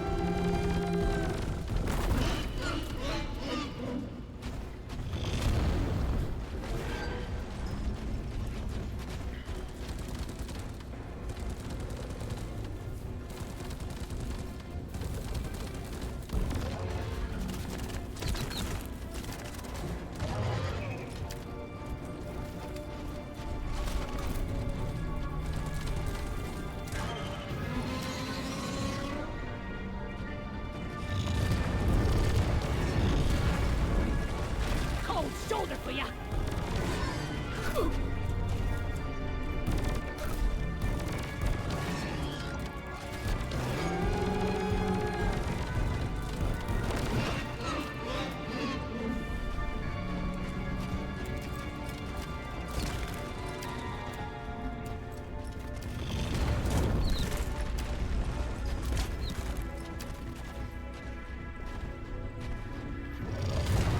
Sentinel eliminated!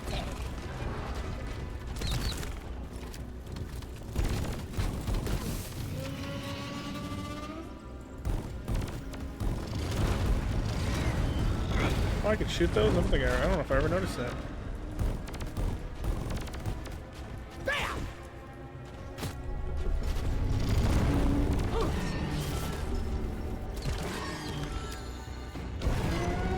Well done, team. Immediate dreadnought threat eliminated. Activate the transponder on the mule. We'll send in an extraction pod to pick you up. Oh, that was fun. We're sending in the drop pod. Head for LZ. Light is up. Zip!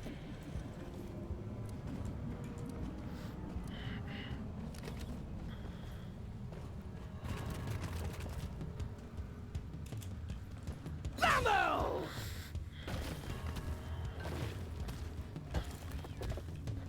Drop pod arrived. Oh yeah, you know in my Returning some of to Zelda LZ. games,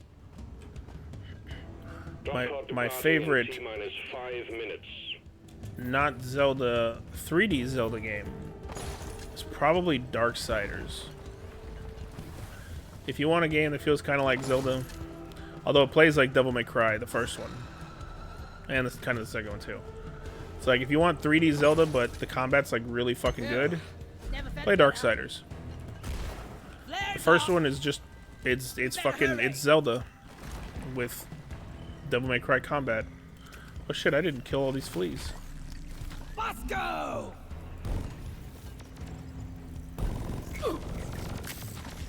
Secondary objective completed. Now finish the job. But the second one is way better. But it's great. But I do recommend playing the first one. The second game kind of runs concurrently with the first one, but the whole plot of the second game revolves around what happens at the beginning of the first game. Deep Rock Galactic thanks you for your good work. Drop pod will leave with or without you. Or you can just like probably watch like a cutscene thing of the first game. I mean, that'll probably be fine. Leaving escape pod. But the whole plot of the second game revolves around what goes down in the first game. And technically, I think the plot of the third game does the same thing as well. And the third game's okay. It's easily the weakest of the series. It's good, but it's not as good as the other two. It's a little bit more of like a kind of a Souls-like, I guess.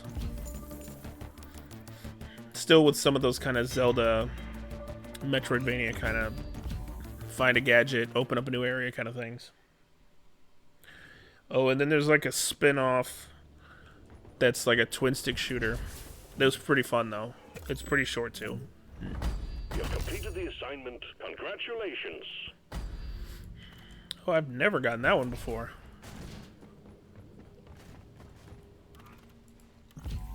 One script for me. This looks nice.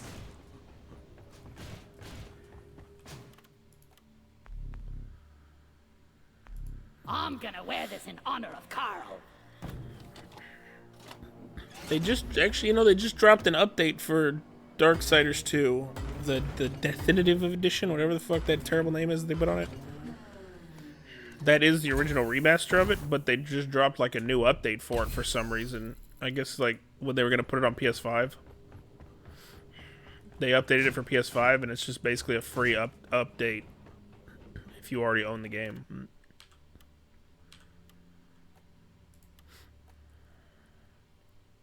What in the hell? This is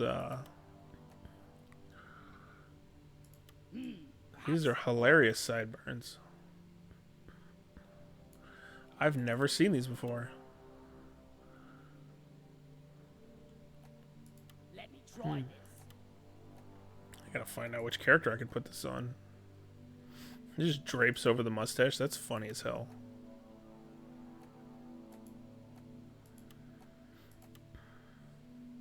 Doesn't really work for any of my setups right now.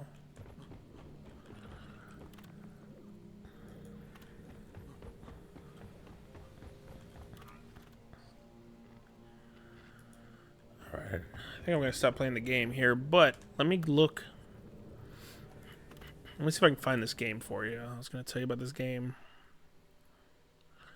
Oh no, why? Oh. Alright, well that's cool. Fucking windows don't want to work. Why are all my windows coming back? And then they're disappearing. I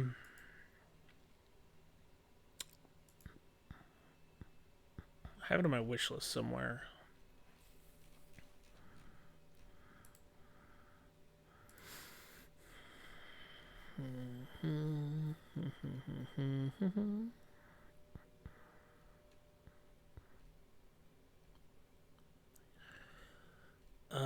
Questmaster.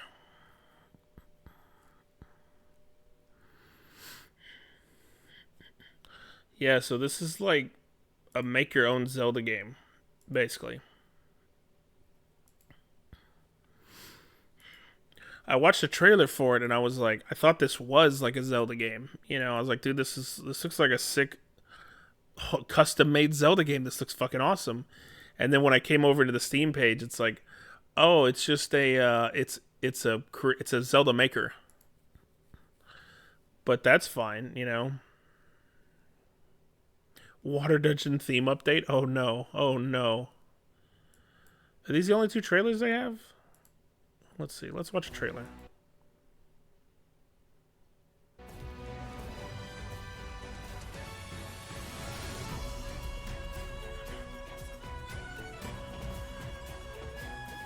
I mean, you get the fucking mallet, dude. Like this. Oh yeah, and you can make like co-op games too.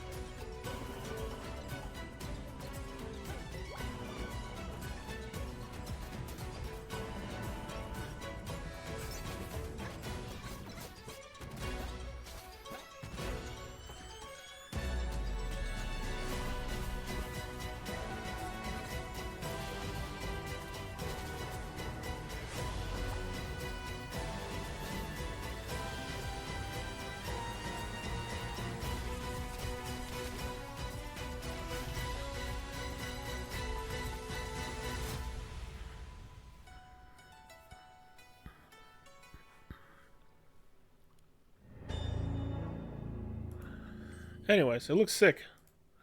Dude, I wish that these like maker games were around when I was a kid, like when I was a teenager. I would have just been inside all day making fucking campaigns. I used to be so into this kind of stuff, and they didn't have games like this back then. Like, I used to fuck around with like StarCraft and Warcraft map editors, and that's all I had to mess with. Until like Time Splitters 1, really. And then I started making levels for Time Splitters, and I kind of want to dig up my old Xbox and put in Time Splitters 2 and like pull all those maps. I probably have like 30 maps on there that I made for Time Splitters 2 and several for Time Splitters 1 and probably a few for Time Splitters 3 as well. I want to pull them, and they've re-released all the Time Splitters games. They're on PlayStation. Actually, I don't know if they're on here. Let's see if they're on here.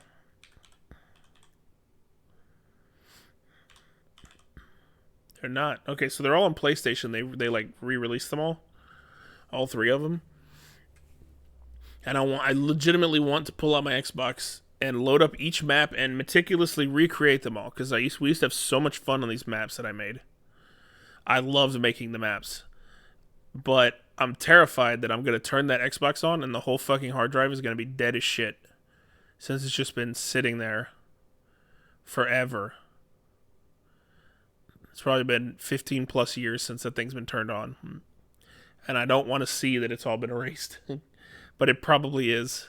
And that would really hurt my feelings if I saw that.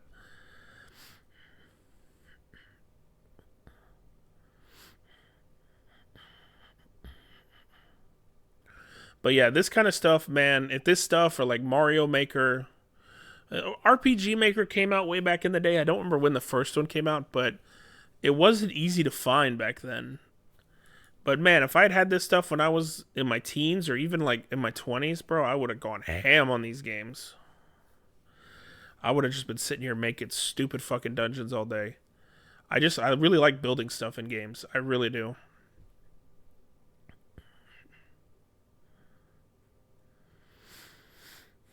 Oh, this is still early access. I forgot. Oh, there's a demo. Yeah, you can download a demo and fuck around with it.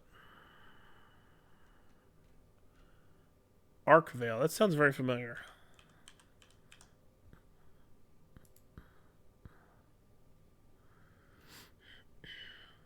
Okay.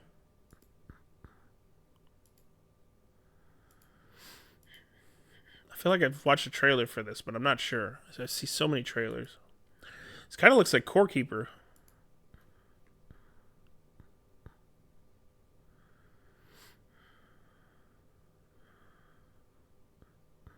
I don't know if you've seen that one. I mean, is this just a bullet hell? That's what it seems like it is. Just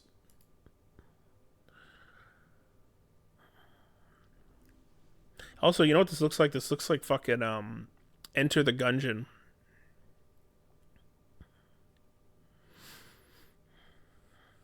Which I really liked Enter the Gungeon.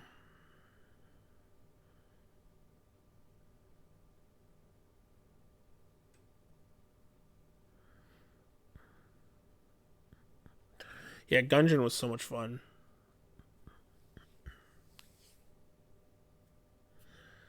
Yeah, Core Keeper looks cool. I got that on my wish list. But that's one of these games where it's like, oh, once I turn on Core Keeper, I'm not turning that bitch off for months probably. I really like building games, although they tend to overwhelm me at a certain point, but I love the first 10, 20 hours of them. It's my favorite thing. And I really, again, so many of these game types, all these genres, I wish we had when I was younger. There's so many games I'll watch trailers for, and I'm like, I'm not really super interested in that. But 20-year-old me would have been all over that shit. There's so many cool creative games now.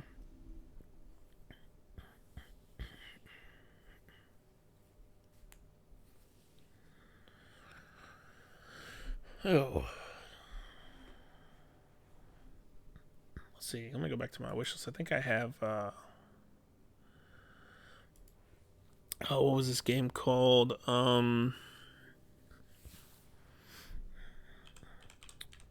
have it on my... No, it's not even on Steam, I don't think. It might only be on Epic. I have it... This is what it's called. Rogue Heroes, Ruins of Tassos. This one here. This is like a multiplayer Link to the Past, basically. Like Four Swords kind of Link to the Past. I don't think it's on Steam.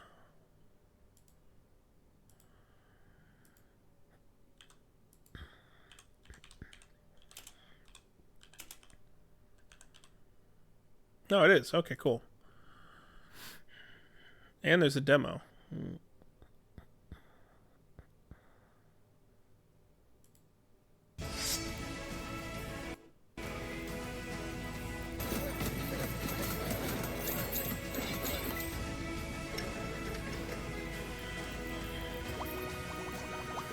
seem to remember it looking a little different, though. Maybe this is an old video?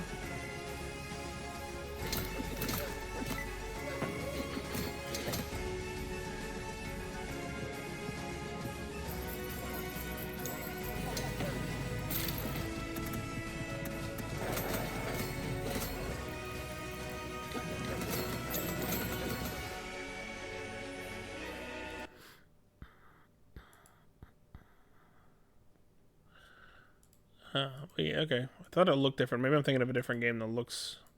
I don't know. Now there's like a bunch of these, which is totally cool. I'm totally cool with that. Oh, and I don't know if you ever saw... they made a... basically like a Doom mod. Of course, because there's a Doom mod for everything now. There's a Doom mod that's the entire original Legend of Zelda game in first person. It's all one big interconnected level. Except for, I think, like, maybe the dungeons are, like, separate. When you go through a door, you go into a new place, but it's basically Zelda in first person. It's very funny.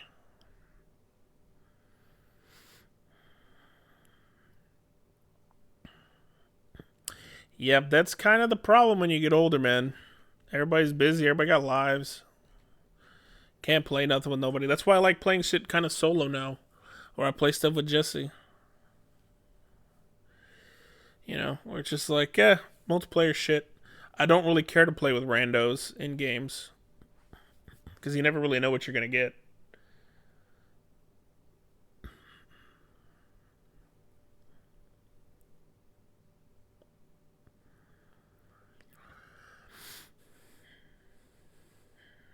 But, yeah, anyways.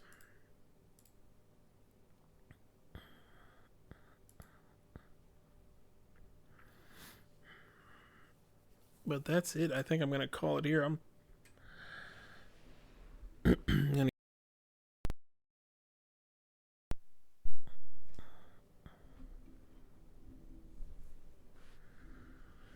I also need to redo my phone to a different spot. It's kind of in the way of everything. Yeah, exactly. That's why it's like I don't really want to. Like Deep Rock, you know, the randos in Deep Rock are for the most part cool because they have a really good community. And at this point, like 5 or 6 years in, you're kind of... It's only people who are hardcore into the game. And the game does promote teamwork a lot. But also, like, I play at a different speed in this game. In this game, I like to meticulously just kind of look for everything. Take my time. I want the level to be a puzzle. I want to strip mine the level. And other players, they're just kind of... They knock some of it out and they move on. Or they're going for the objective already. And it's like... It can be hard to coordinate sometimes. Once I figured out that me and Jesse can do like these deep dives by ourselves, we just stopped teaming up with other people to do them because we would have like a 50-50 shot of loot. Every time that we did the deep dive, just the two of us, we'd win. It's like, okay. I haven't yet tried to do a deep dive solo. I don't really want to, but it just seems like it would be really annoying.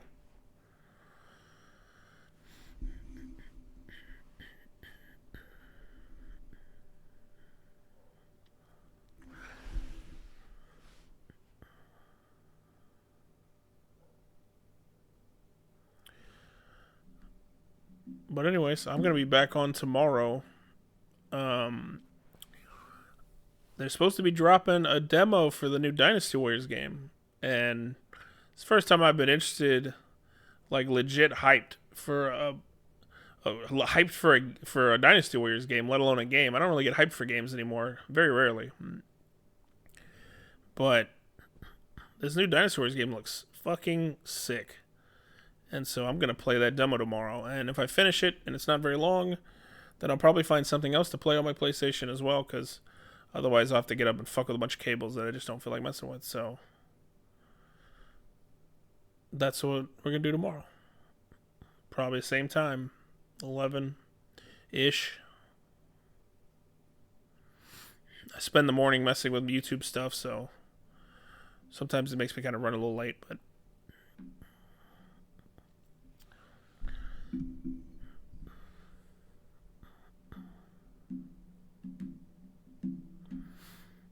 all right, man. Yeah, turn on, if you got my notifications, you can turn them on, and it'll tell you when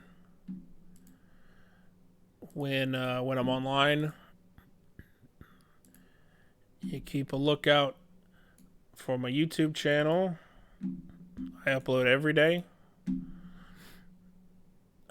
I was uploading a lot of stuff each day, and I kind of slowed down a bit. So I usually have like one video and one short every day. And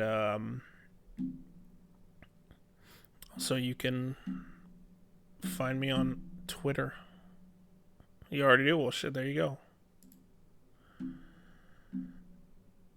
Where I espouse bad opinions and, like everyone else, you know, talk about stupid game things. Mostly I lurk on Twitter. I mostly lurk and read stuff.